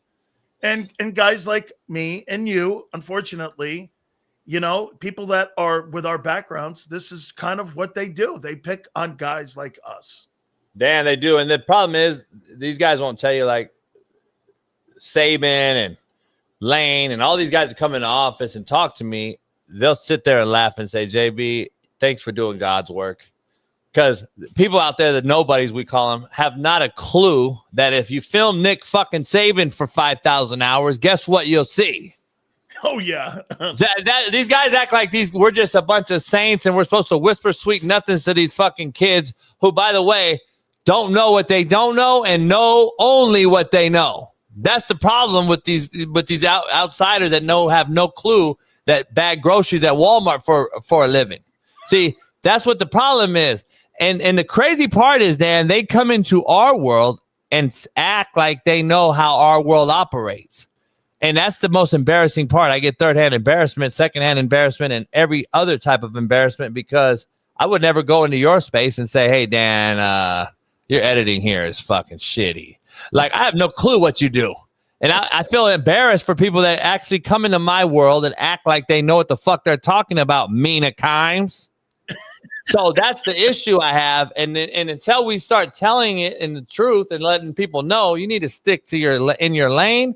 I think we're going to continue to see the pussification of America. Hey, Coach, tell folks where they can find you, brother. Man, I'm at the Coach JB Show with Big Smitty, my co-host from Fox Sports. For every morning, we go live 6 to 9 a.m. Pacific time, 9 to noon on the East Coast, every single day, 5 days a week. And we're live, man. We got one of the fastest growing sports shows growing right now on YouTube. And listen, we're doing that thing every day, and we get A-list guests on every day. And I think it's the realest show on planet Earth is my tagline. And that's kind of what I do, man. And people don't like it, and maybe YouTube bans me, and fucking everybody else bans me as much as they can. But I really don't give a shit. Would you think you're the Joe Rogan of sports? I don't know. I don't fuck with Joe either because he had me on the show, and then he walked in the room and said, "Oh, I can't have you on." So I thought he was a realer guy than he was, but I guess not. Why didn't he want you on? I don't know. It happened right after Netflix. I went on this tour. They put me on this tour and going on all these different shows, and from Theo Von to Rappaport to all these different people, and at the time, and I don't know, they came in. I was in the waiting room and told me no go. So I haven't watched Joe Rogan since. So I don't watch shows. I don't really watch shows, Dan. I don't really go. I don't even watch. I've never watched my own Netflix show ever. Can't do it. I've seen all the clips, obviously, but I can't do it. Coach, So, I actually, you know what I like about you? You're unique. I love the word unique. I don't know who the best people are in the planet on. I don't really know who that is. I love the word unique. I like that. The thing. Unique sells. It does. And the other issue is like, man, leaders create more leaders last time I checked. Like, that's just how it goes. I never seen a leader create a follower. And I would hate to be a guy that's tabbed that. And I just look at it like that. I'm like, dude, I don't want to be anybody that you want me to be. Like, I don't want to be that guy. Oh, JB, you need to do this. No, the fuck I don't. You need to shut the fuck up. Because I don't go into your life and tell you what to do. That's the crazy part. I used to tell my coaches, Dan, real quick. I told my players too. I said to my coaches that couldn't recruit, I said, first of all, if you can't get no pussy, you can't recruit. Number one. Number two, and I'd fire your ass. I'd fire your ass, Dan. I fucking fired you if you couldn't get no ass. Number one, because I knew you were never going to land me a big-time fucking player. Number two is, Dan, I'm looking at this stuff, and I used to tell the parents when they drop their kids off, hey, parents, raise your hand. This is the last thing you're ever going to be able to ask me is right now because recruiting's over. So I'm not going to tell you how to parent. Don't fucking tell me how to coach. And that was it. That's it, Dan. That's the last. I don't want to hear no more shit. Like, that's the same thing. Like, I'm going to tell you guys in the chat. I won't tell you how to comment, but don't fucking tell me how to talk. Like, I'm just telling you. That's just what it is. You can talk all you want in the chat. Hey, my bad, Dan. I choked up on a fucking drink, man. Water got down the wrong pipe, man. No. Hey, I didn't even know you were live. I was like, oh, fuck, man. I got the wrong pipe, man. Hey, I'd say, Dan, the pimps fuck up. It is what it is. Hey, Coach, thank you so much, man. We got to do this again, man. Funny as Always. hell, man. I'll tell you what, I'll be checking your show out. By the way, I'm sorry I didn't contact sooner, man. Xander was like, this dude. Anytime, man. Anytime, man. If you want to talk quarter, you want to talk throwing over the top against quarters, man, let me know. You got it, brother. Hey, we'll catch up again, brother. Thank you so much, man. All right, brother. You got it, Coach. Peace. Absolutely. And Coach Jason Brown, man. Hey, how you doing? Yes, sir, Xander. You got it covered there, Junior. Yes, sir. I mean it. You know what I liked about half the chat hated him. The other half loved him. To me, that's the guy that's compelling. Oh, my God. All right, let me pay some bills here, man. I got to do some bill paying here. Hey, my great friend at Morgan & Morgan, number one injury law firm in all of America is Morgan & Morgan. That's right. With thousands of attorneys from coast to coast, they make sure that they defend families like yours. If you've ever been injured, make sure you do me a favor, folks, and check out our friends at Morgan & Morgan at forthepeople.com/Big Silz or pound love 529. That's forthepeople.com/Big Silz or pound love 529. And do me a favor, you tell them Big Silz sent you. This is Eric. When he got injured in a car accident, he called Morgan & Morgan. He not only gets a lawyer, he gets trial lawyers like Sam and Jessica who are in it to win it. He gets his own investigators with briefcases, leather ones. And if you ever have questions, our customer service folks keep things rolling. Injured? We're your army.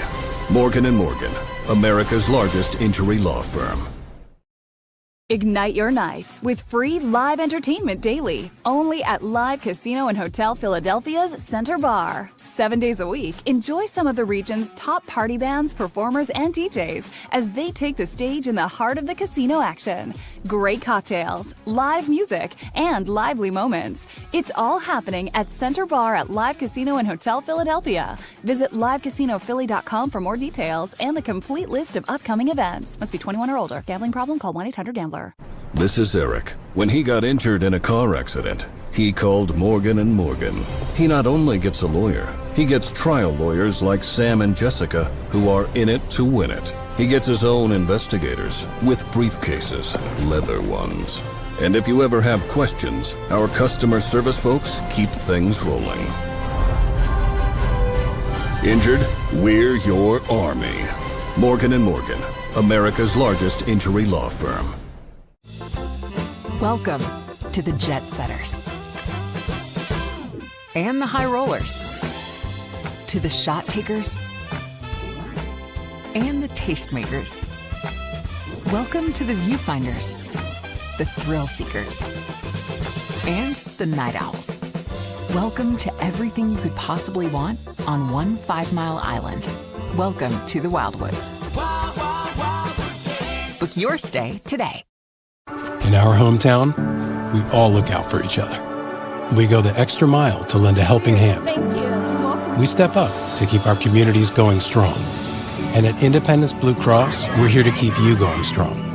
We've been deeply rooted in our communities for more than 85 years. And that connection to members has earned us our spot as the #1 health insurer in the region. So while you look out for your neighbors, know IBX is always looking out for you.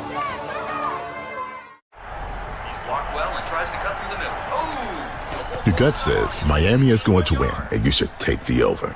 Your gut also said your NFT selfies would only go up in value. They didn't.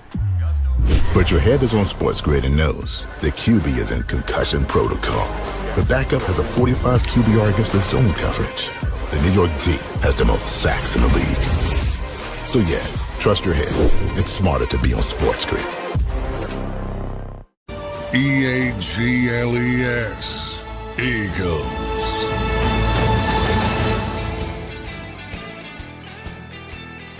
Yeah.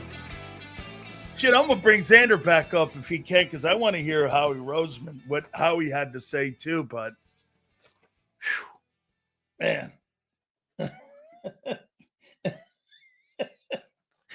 Dude, I'm not sure I've laughed harder than that in a long time, man. I mean, I don't know what to make it. Holy crap almighty, man. Hey. Oh, good, man. I mean, yeah, sure. So let me see what Howie had to say here. If Xander heard any of it, Howie Roseman was asked if A.J. Brown was ever in consideration of being traded. When you're trying to be a great team, it's hard to trade great players. He wears a C for a reason. He's an important part of this team and organization. We're lucky to have him on our team. Get this. That's a lawyer's answer. Think about it again. He was asked if he was ever considered trading him. When you're trying to be a great team, it's hard to trade a great player. He wears the C for a reason. He's an important part of this team and organization. We're lucky to have him. That's not answering yes or no. That's not answering yes or no. Were you ever considered trading him? That's not yes or no. That's, to me, it didn't work right now. Get this. Here's a numbnuts answer. I'm commenting on something your general manager said 15 minutes ago, douchebag. I'm happy AJ is still an Eagle. Correct. He's important. He's a great player. If you want to win, the answer is no. That's not what he said, once again. You're hearing that because you want to hear that. That means correct, Blaze has got it there. That's exactly right, Blaze. The price wasn't right. Okay. Hey, Professor, all good. Reel that back in then. Okay. Allen don't have it factor, but Hurts does. He's limited too. I heard that. You forgot that other part of it. He wins in spite of his limitations. Who told you that? And who's been saying that? How you doing? JB, coach. All right. So let's bring Xander had a chance because we don't get a chance to listen to the interview that Howie Roseman had. So I'm going to bring Xander back because Xander was listening to Howie Roseman. And so we'll get some takeaways here. And let's bring in Xander here again. Big Z, did you take anything? First and foremost, What's up, Silz? First and foremost, did you make How you doing, brother? What's that? Did you make a coach? Oh man, that was a good interview. I like people that stir the pot. That dude was on fire, man. And like you said, some people are going to love him. Some people are going to hate him. My bet is Aunt Betty is not happy with. Oh me. No. After learning that, he was put on the show because of me saying you should put him on the show. But I did think you guys would have good chemistry because, you're an unfiltered guy, or at least more in that ballpark, and he's that way too. It doesn't mean you're going to agree with everything he's got to say, but you know what you're getting. You know what you're getting, and I respect that. I've always respected that about somebody, even if I don't. That's why I like John Secunda in the chat. I know what I'm getting from somebody. That's right. I can appreciate it more, and you definitely get that from him. But man, that was funny, man. I was supposed to listen to Howie, and then I'm listening to this guy go off, and I'm like, I was so entertained by the show that I was produced. I've never been so entertained. Normally, I can do a couple other things. Oh my God! Actually, I thought he was a riot. There you go, Aunt Betty. There you go, Aunt Betty. No, he was funny, but I saw all the great women that we have in our chat. None of them liked themselves. A Wild Bear and Kimberly were like, "We need to get that guy off." He was great, man. He was great, and how about him? I mean, nobody was safe from him. Nobody. It's one thing to say. It's one thing to say. Sirianni. He likes Sirianni. It's one thing to say the Eagles win in spite of Jaelan. We've heard that before. Josh Allen, no it factor. Patrick Mahomes sucks. I mean, he was calling out everybody. Bro, the way I took it was he said they win in spite of him, but you can't take the winning away from the guy. He's an ultimate winner. And I mean, that's how I took it. Kind of, he was just a harsher way. He did give him credit for that. He gave him credit for that. But he was more. You can tell what he was talking about is more of the old school quarterback who you had to go through progressions to get the ball. You had to dissect the defense. You had to be accurate with the football. It is a different game today, and I think that's what he doesn't like. But I do have some of the Howie quotes if you want. Please, I want to hear them. All right, so here's a couple more. You want to hear what he said about Vic Fangio and Jaelan Phillips? I would love to hear that. He confirmed that Vic was involved with that. And he joked that it was a rare, easy discussion with Vic. In other words, Vic really likes that player. So, but I thought that was interesting that they consulted with Vic before. You're telling me he said that publicly? He said that today publicly. Yep. Okay. Well, Drew Rosenhaus contacted Clint Hurt. Clint Hurt told Vic that he wants out of Miami. Okay. And they orchestrated this, the three of them, and then Howie confirmed and said yes. Then he wanted to know what the asking price was. So, hey, by the way, that's great to hear. That means Vic was knee deep involved in this decision.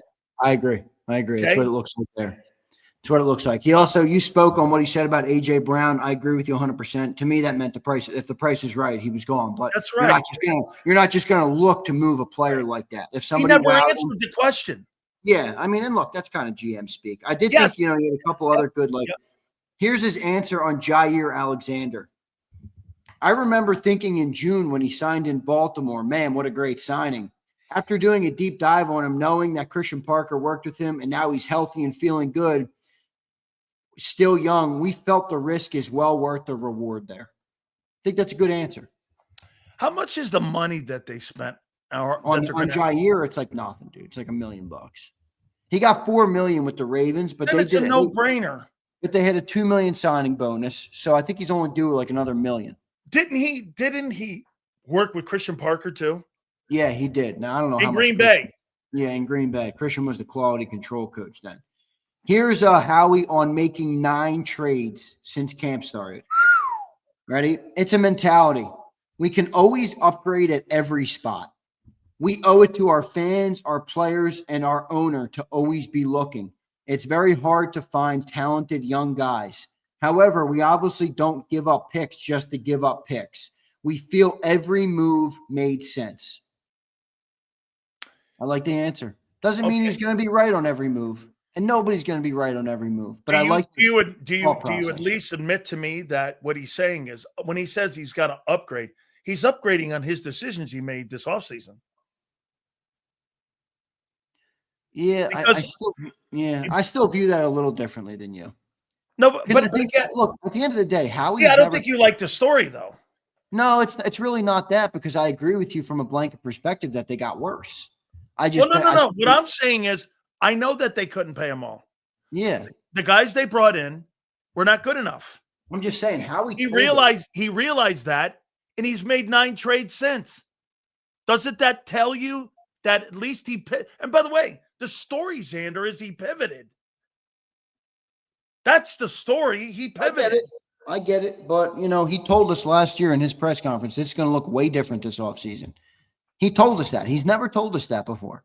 Sometimes, when he does what he says he's going to do, I can respect it, even if it's not the right decision, and that's what he kind of did. Now, you're right. The team got a lot worse, but all right, here he is on the. How much worse? 6-2, still, Yeah, right. Exactly. Of the story too. That's part of the story exactly. Too. All right, ready? Here's Howie on his aggressive mindset. When there's opportunities to be aggressive for the right players, we are not going to sit on our hands. You don't have great success without taking great risk. You can't be afraid to fail. To get to the top, you got to be willing to take chances that may look controversial at times. If there's ever a time we feel we can do something to make sure we have confetti on our heads, we're going to go aggressive in that direction. I won't live with regret with the way we operate around here. That's how he moved. I don't think he regretted making any one of those moves. And I think, again, this is why I appreciate how he's continuing to keep up. See, look, I see where you're coming from now. You're saying this. Look, he's looking at it like, I'm going to upgrade constantly. Well, he's upgrading the positions that he didn't think he hit on in the offseason. You're looking at it more like, hey, Silz, look what he's doing. He's continuing to get better. Okay? He's continuing to get the team better. Okay? Yeah. I mean, I think it's just the way we're talking here. Yeah, those were the big quotes from Howie. But obviously, I don't think it's anything out of the ordinary of what we heard. I do think the AJ Brown stuff is interesting. Probably something will come there in the summer if AJ truly is unhappy in Philadelphia. But yeah, pretty good. By the way, I'll say this to you: I believe that AJ Brown's last season is 2025. I don't know if I can say I disagree. And I'll tell you why. He had every chance to shut it down going, we're not trading that guy. We had no chance in trading that guy. That guy's a vital part of our team. And we are not. Don't you think if that was a conversation about Jalen Hurts? I mean, you have Adam Schefter coming out with a gratuitous tweet. Hey, no way in the plan are we moving A.J. Brown. Well, that's part of that's media Eagles created. putting that out too. Yeah, it is. But part of it's also media created where we are a hotbed for conversation. And at the end of the day, I'm a beneficiary of it sometimes because I own this company. But at the end of the day, Philadelphia is a good place, is a good team to talk about in the national media because the reaction comes, the views come, everything comes. So I think more of that was, created by all the fodder, whether real or not. And Adam kind of, using one last poke to kind of get the wheel turning on it and knowing that it was history now. So I don't know. I don't make much of that, but it is what it is. By the way, I know why your Aunt Betty liked Coach JB. She said, I saw my nephew blush several times, which is hilarious. But I have legitimately, Silz, never seen somebody come on this show and make you look like you're rated E for everyone. If that dude's rated R in the movie theater, you're PG-13, maybe rated E in some days when you're being extra nice to the Jaelenites. That dude was had you beat, man. I couldn't believe it when I was listening to it. I was laughing too hard, man. I mean, oh my God, he was funny, bro. Hey, let me give you winners and losers. I think the Jets won today. Why? They got a bunch of picks with who's going to make their picks. Okay, well, again. Wait, real quick. You're telling me that you think the Eagles won. There's only one way the Jets win today. The Jets were not going anywhere, bro. Do you agree? Yeah, but you're saying that like you're assuming that the GM that works for fucking Woody Johnson. Those players are all going to pan out. Well, no, they traded away players that they're going to hope to draft. I'm talking about you're assuming that what Howie did, because the things that he didn't do in the offseason haven't panned out, you're assuming these guys are going to pan out. You're giving him the benefit of doubt, which you should. Well, no, I'm more talking about the Jets added a bunch of picks and got rid of a bunch of good players. Okay. What I'm not assuming is that the Jets are going to hit on those picks. There's only one way the Jets win today. The Jets will win the day today, and it will not be determined for a couple years. The Jets will have won today if they can use the collection of assets that they got and finally get themselves a fucking quarterback that they stick with, that they develop, and turns the franchise around. If they don't get that, but they put themselves in position too now.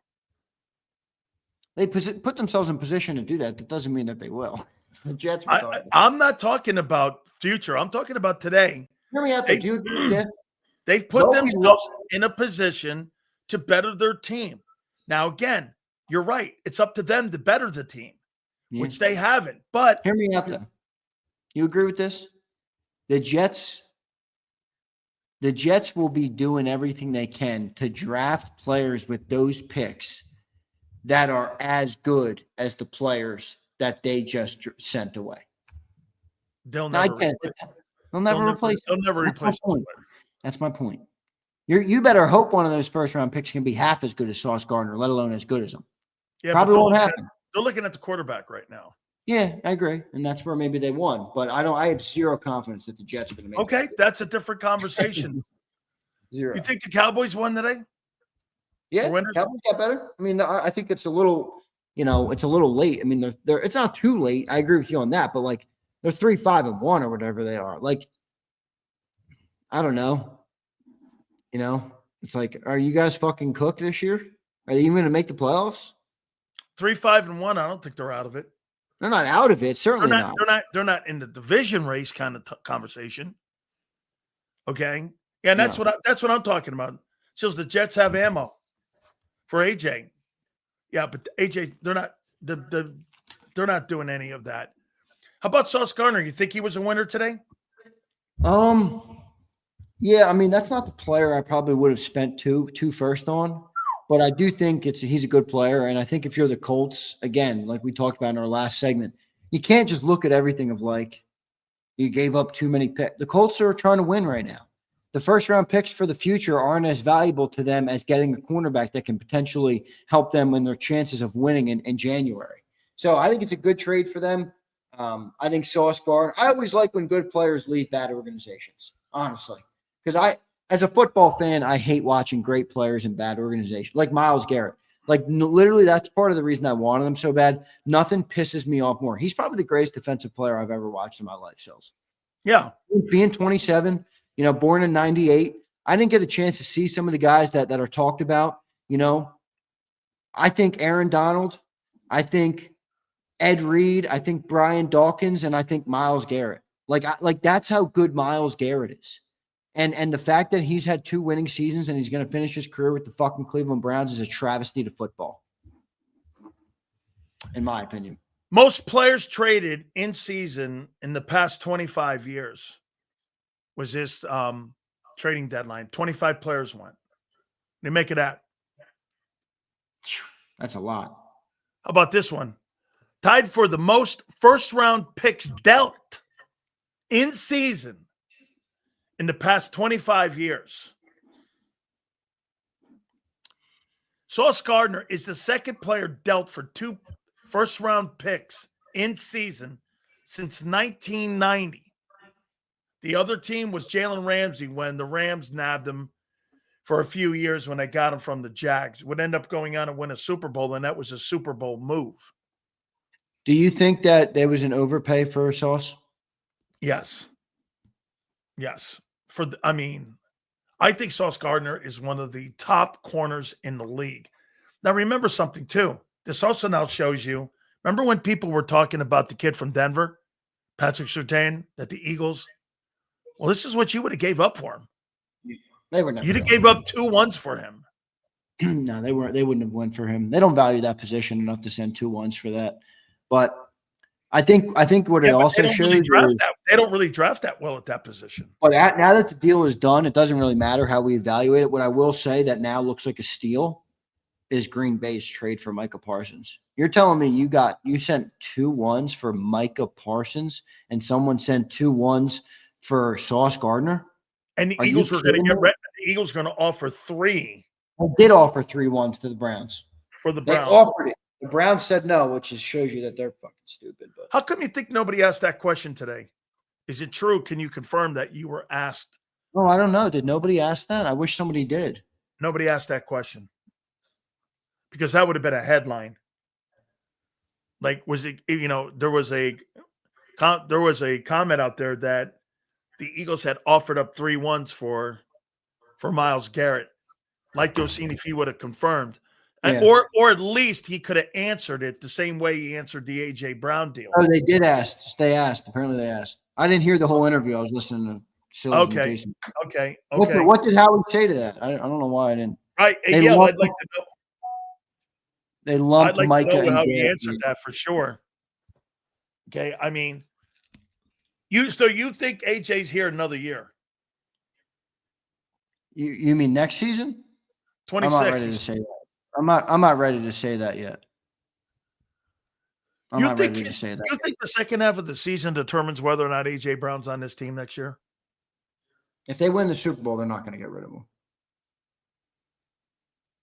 Why would you? Maybe they would if they have to pay all the defensive guys. If Jaelan Phillips has 10 sacks in the second half of the year.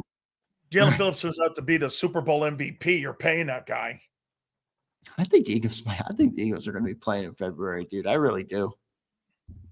Good luck. My gut feeling right now is I really think this team's going to be playing in February. I saw your fucking tweet, and I tweeted back at you in a way, and I know you jumped on it too. And he goes like this. I get on Twitter last night, and I see Sileo. Early November feeling. I'm like, this fucking dickhead. So Xander put something out there. And I'm sitting there and I'm watching. I think got 20,000 views. My tweet. Hey, I'm watching the Monday night game. I look down and I see Xander with this thing, and I go, "Hey, early feeling. I think you're a one and done. You don't even feel that. You lied. You don't feel that. I lied. You lied. Do you really feel right now? Everybody's got gut feelings on things. Your gut feeling about the Eagles right now is one and done. Really? Is that what it is? It's not. I told you it was a lie. My real feeling would be that you don't make the playoffs. No. I think you're at least getting to the divisional game.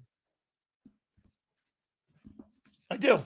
You see that? I just debunked a lie in seconds, folks. No, that tweet was aimed at you and no one else. Yeah, well, I didn't give a shit what anybody else said. It was a lie. I had to throw that My at you. promise to the great people of JAKIB Nation is I will never lie. I might not say shit you like, but I will never lie to you. Big Silz never lies. It's the Big Silz. Wait a minute. It's the Big Silz world. Remember, it is. It's the big. It's how I see. It's how I see things, dude. What'd you make it, Coach, bro? I thought he was awesome. I kind of hope you guys do that again. We will. Cowboys having it. What? Kimberly doesn't want to see it again. I know that.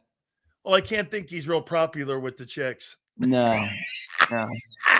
Yeah, he's broad. Calling him broad. I mean, it was classic, but it is what it is. Mikey says Cowboys having a tie. They can only lose 2 more games to end 9-7-1. Chiefs, Lions, Eagles, LA Chargers are in their schedule. Probability shows they're done. Hey, Mikey. Okay. Probability was for me that the Lions wouldn't drop a game. Who'd they lose to this past weekend? I mean, believe me, Green Bay losing to the Panthers.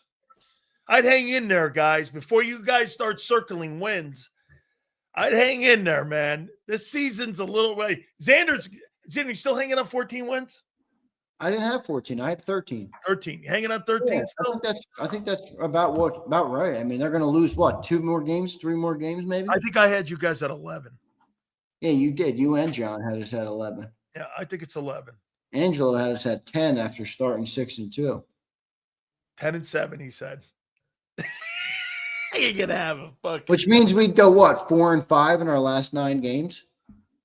I'm not going 4-5 after the bye week. Get a load of that shit.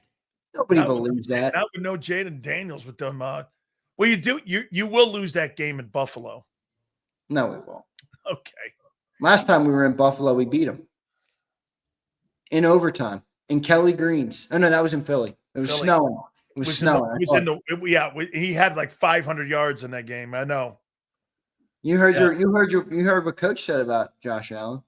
I did. Hey, did. I'm a Josh Allen guy, so I also heard that he said that Philly wins in spite of Hurts. Yes, he did say that, but he also gave Hurts credit for having the impact. He did. Boy, he is absolutely a he's a Nick Sirianni guy. He goes, Sirianni doesn't get enough respect. Is he right?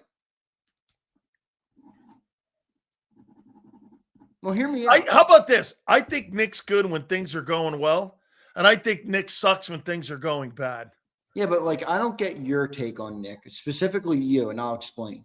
Okay. Angelo loves Jaelan, right? And he hates the coach. So the success of the Eagles is more explainable to Angelo because he thinks Jaelan is the reason. You are not, I don't want to speak for you, but Jalen's not typically your style of quarterback. You've never been too enamored or flattered by his play. And you don't like the coach. And they're a very successful team. So it's if you don't think the quarterback is that great, which is okay, you're entitled to that opinion. Who do you give credit to the success? Neither of them? Howie.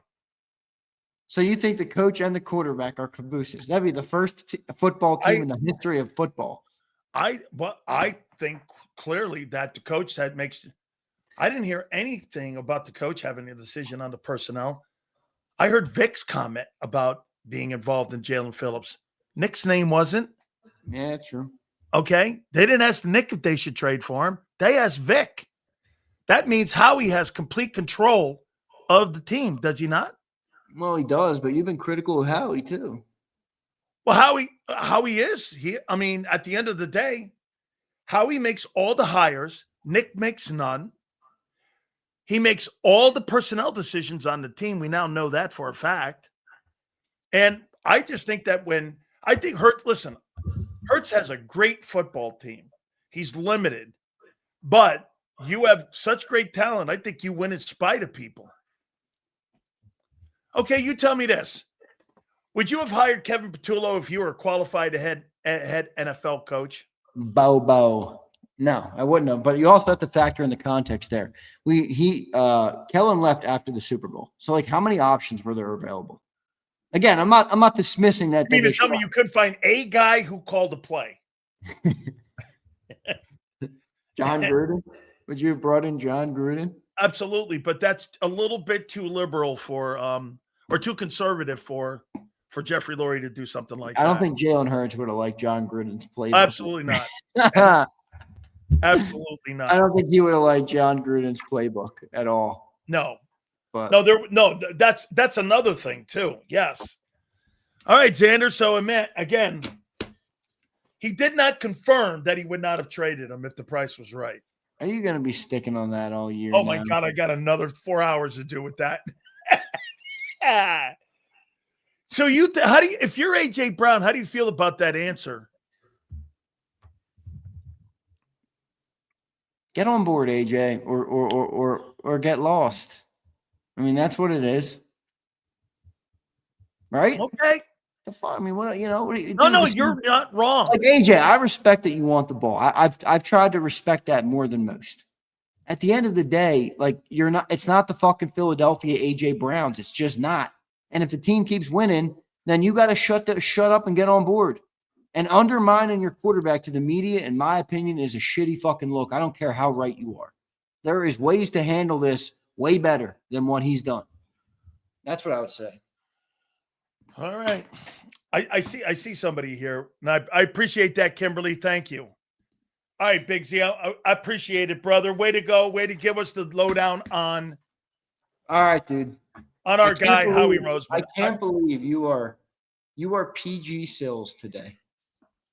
After watching that thing, I feel PG. I feel like, hey, I feel like I'm wearing chicks. I know, man. I believe it. I believe it. All right, so it's good stuff, brother. Love you. Got it, man. I feel like I'm wearing chicks' panties after that thing. Yeah. Later, dude. You got it, brother. Appreciate it. So here's this guy. He has the best. He's not telling you the full. Next head coach, mark this post. Okay. So let's take a look at what that guy's talking about here. This guy cherry picked one deal here. So let's take a look about Nick Sirianni's Bobo here. Mark this post. Well, mark this segment here. What's this guy's name here? Let's see here. Pay attention. Let's watch this guy here. Okay. So Kevin Patullo's offense is ranked 24th. Kevin Patullo's passing game is ranked 25th. Kevin Patullo's rushing game is ranked 19th. Kevin Patullo's scoring offense is 10th, which is good.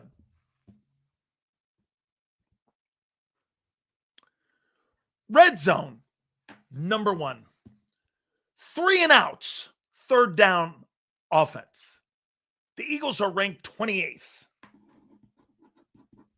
That's some head coaching candidate. That's some head coaching candidate guy. Hey, mark this post. 25th in passing, 24th in total, 19th in rushing, and 25th in third down. Mark this post. Okay, guy. Next head coach. He's done so much to develop the quarterback. Whew. Wow. I mean, I'm watching Dan Marino. Saying Jalen Hurts is limited compared to the other quarterbacks is like saying Batman is limited compared to the rest of the Justice League. Batman wears a suit. Superman. How you doing? Josh Allen, Superman. Jalen Hurts wears a suit. So he's got the utility belt. This guy's got the cape. Batman flies. Superman flies. Superman. Okay? Superman.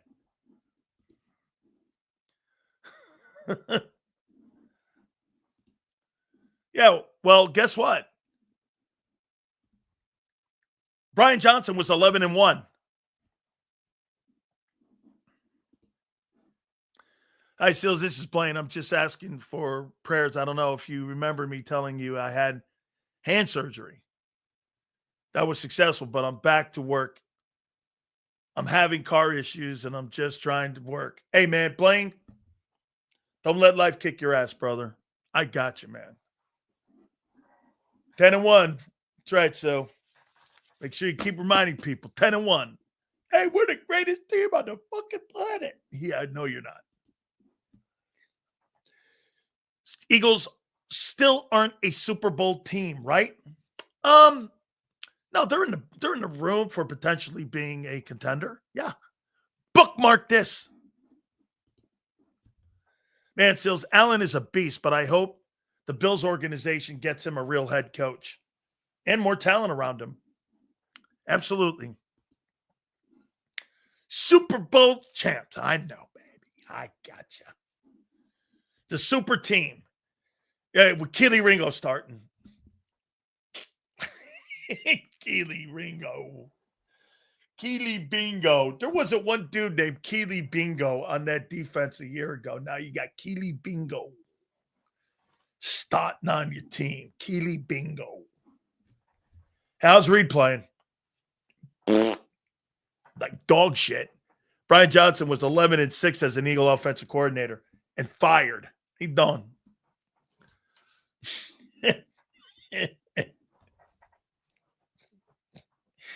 Yeah, he's the funny guy that sits next to Batman. Yes. Let's see here. Just your Superman. Hey, listen, I'll tell you this, man. Superman in that last movie was, I don't know, he got his ass kicked for 3 hours, I heard. Man, we got Ringo on this team.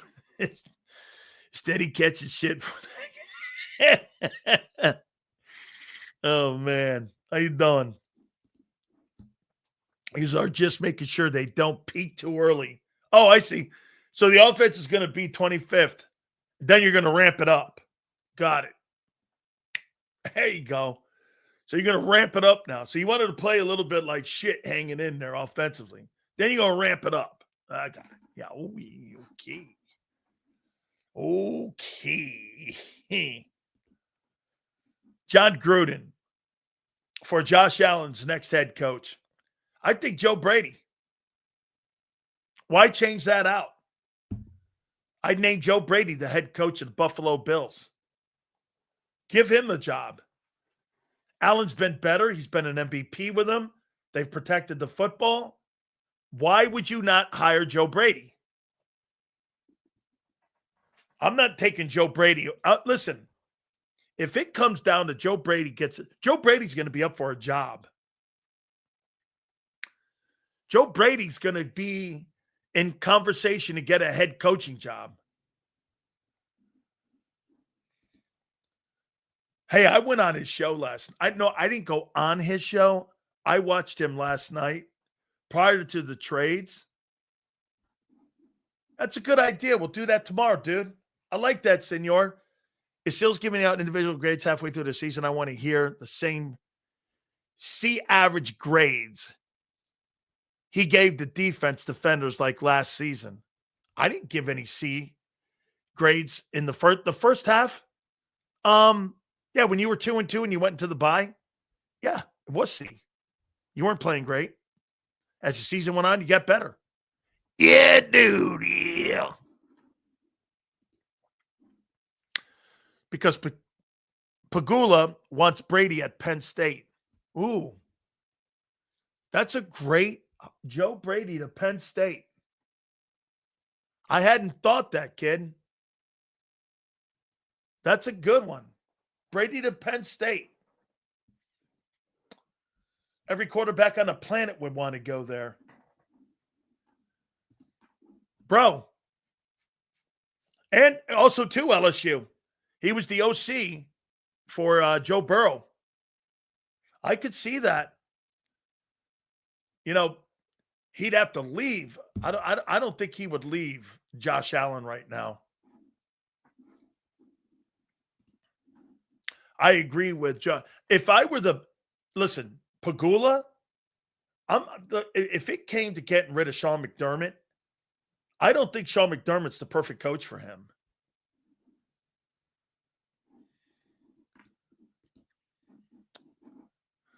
Silz, I was on Philly's show and he had Mark in the background melting down. I've never seen Philly laugh so hard like he did last night.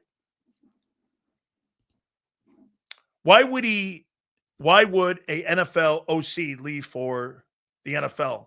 No. Why would the OC leave for LSU or Penn State right now? Penn needs a fadeaway to what? I have no idea what you talk about, bro. It's the dumbest bullshit. Okay, I got you. You think Penn State needs to go away to help Notre Dame because of the recruiting in the middle. Hey, M. Reyes, how about this? If Penn State don't get the right hire, it will help Notre Dame. Okay? It will help Notre Dame.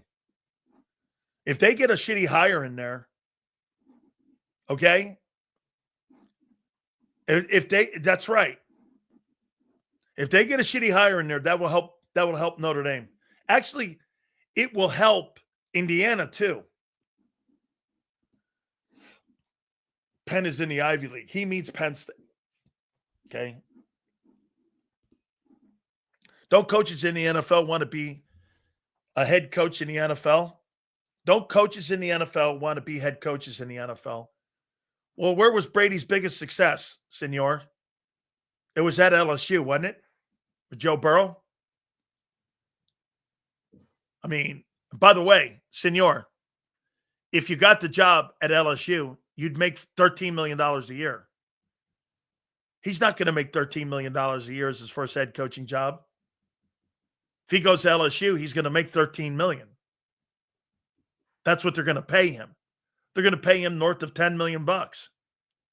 They're not going to pay him more than Nick Sirianni. Where do you think he's going to go? The Dolphin job?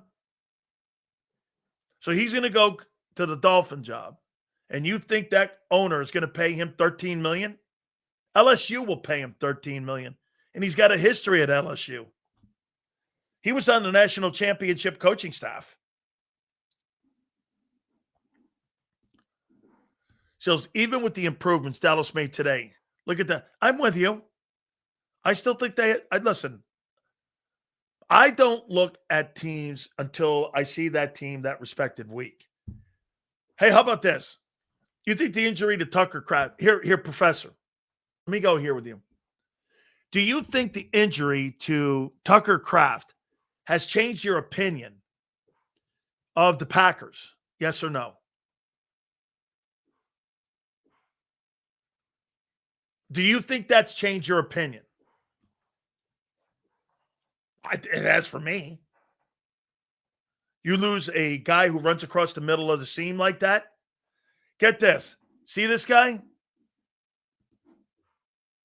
They don't think the loss of Tucker Kraft changes their opinions of Green Bay.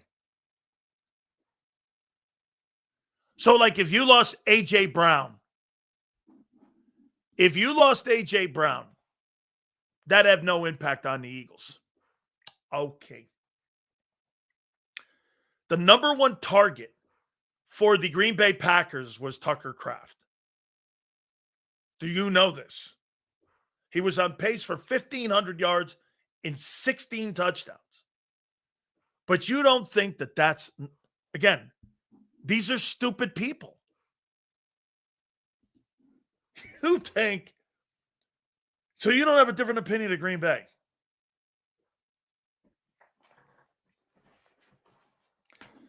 So like if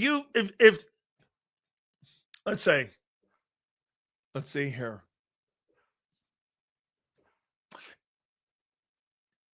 Let me get another one here. So if Devontae Adams gets hurt in Los Angeles, you still think the Rams are the same team, right?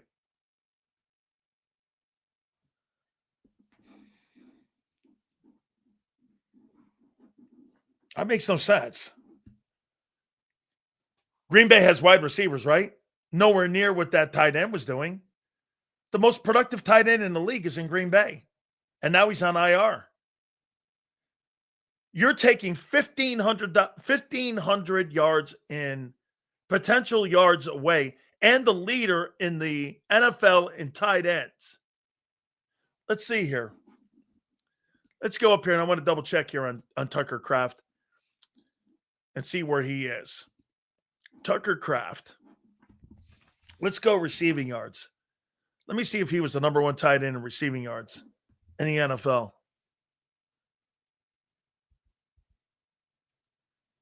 Let's see here.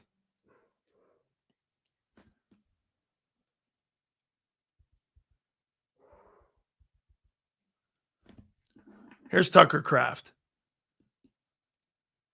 Tucker Kraft was on pace this year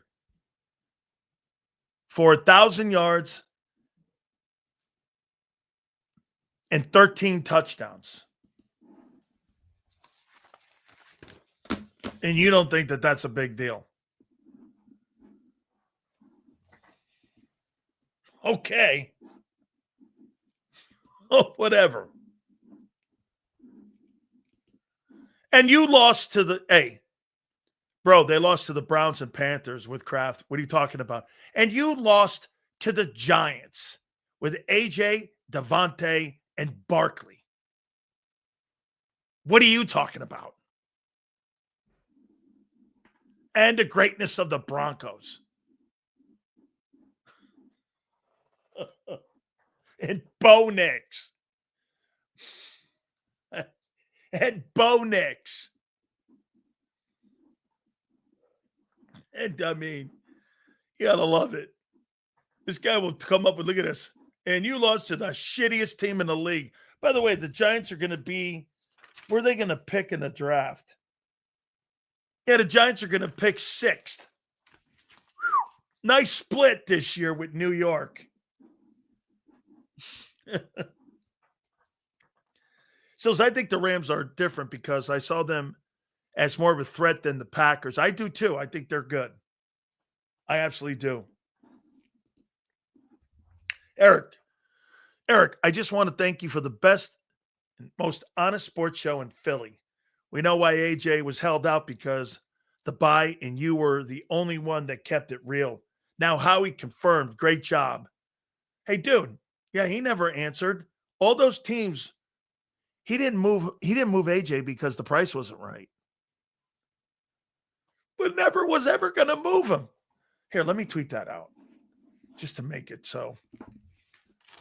And I'm going to put, unfortunately, Xander's going to love this. I'm going to put JAKIB in this too, here with me, of course.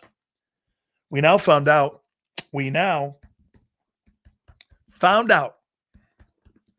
that the reason Howie, our Eagles GM, Howie Roseman,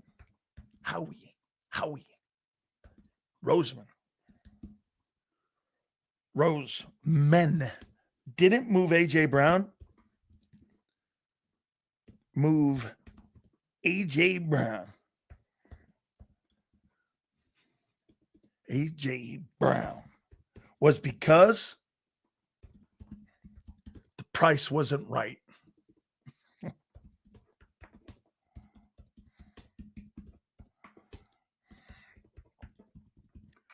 Boom. JAKIB Sports. We now found out the Eagles, Howie Roseman. We now found out why Howie Roseman didn't move A.J. Brown. It was because was because the price wasn't right. Bang. Boom. How you doing?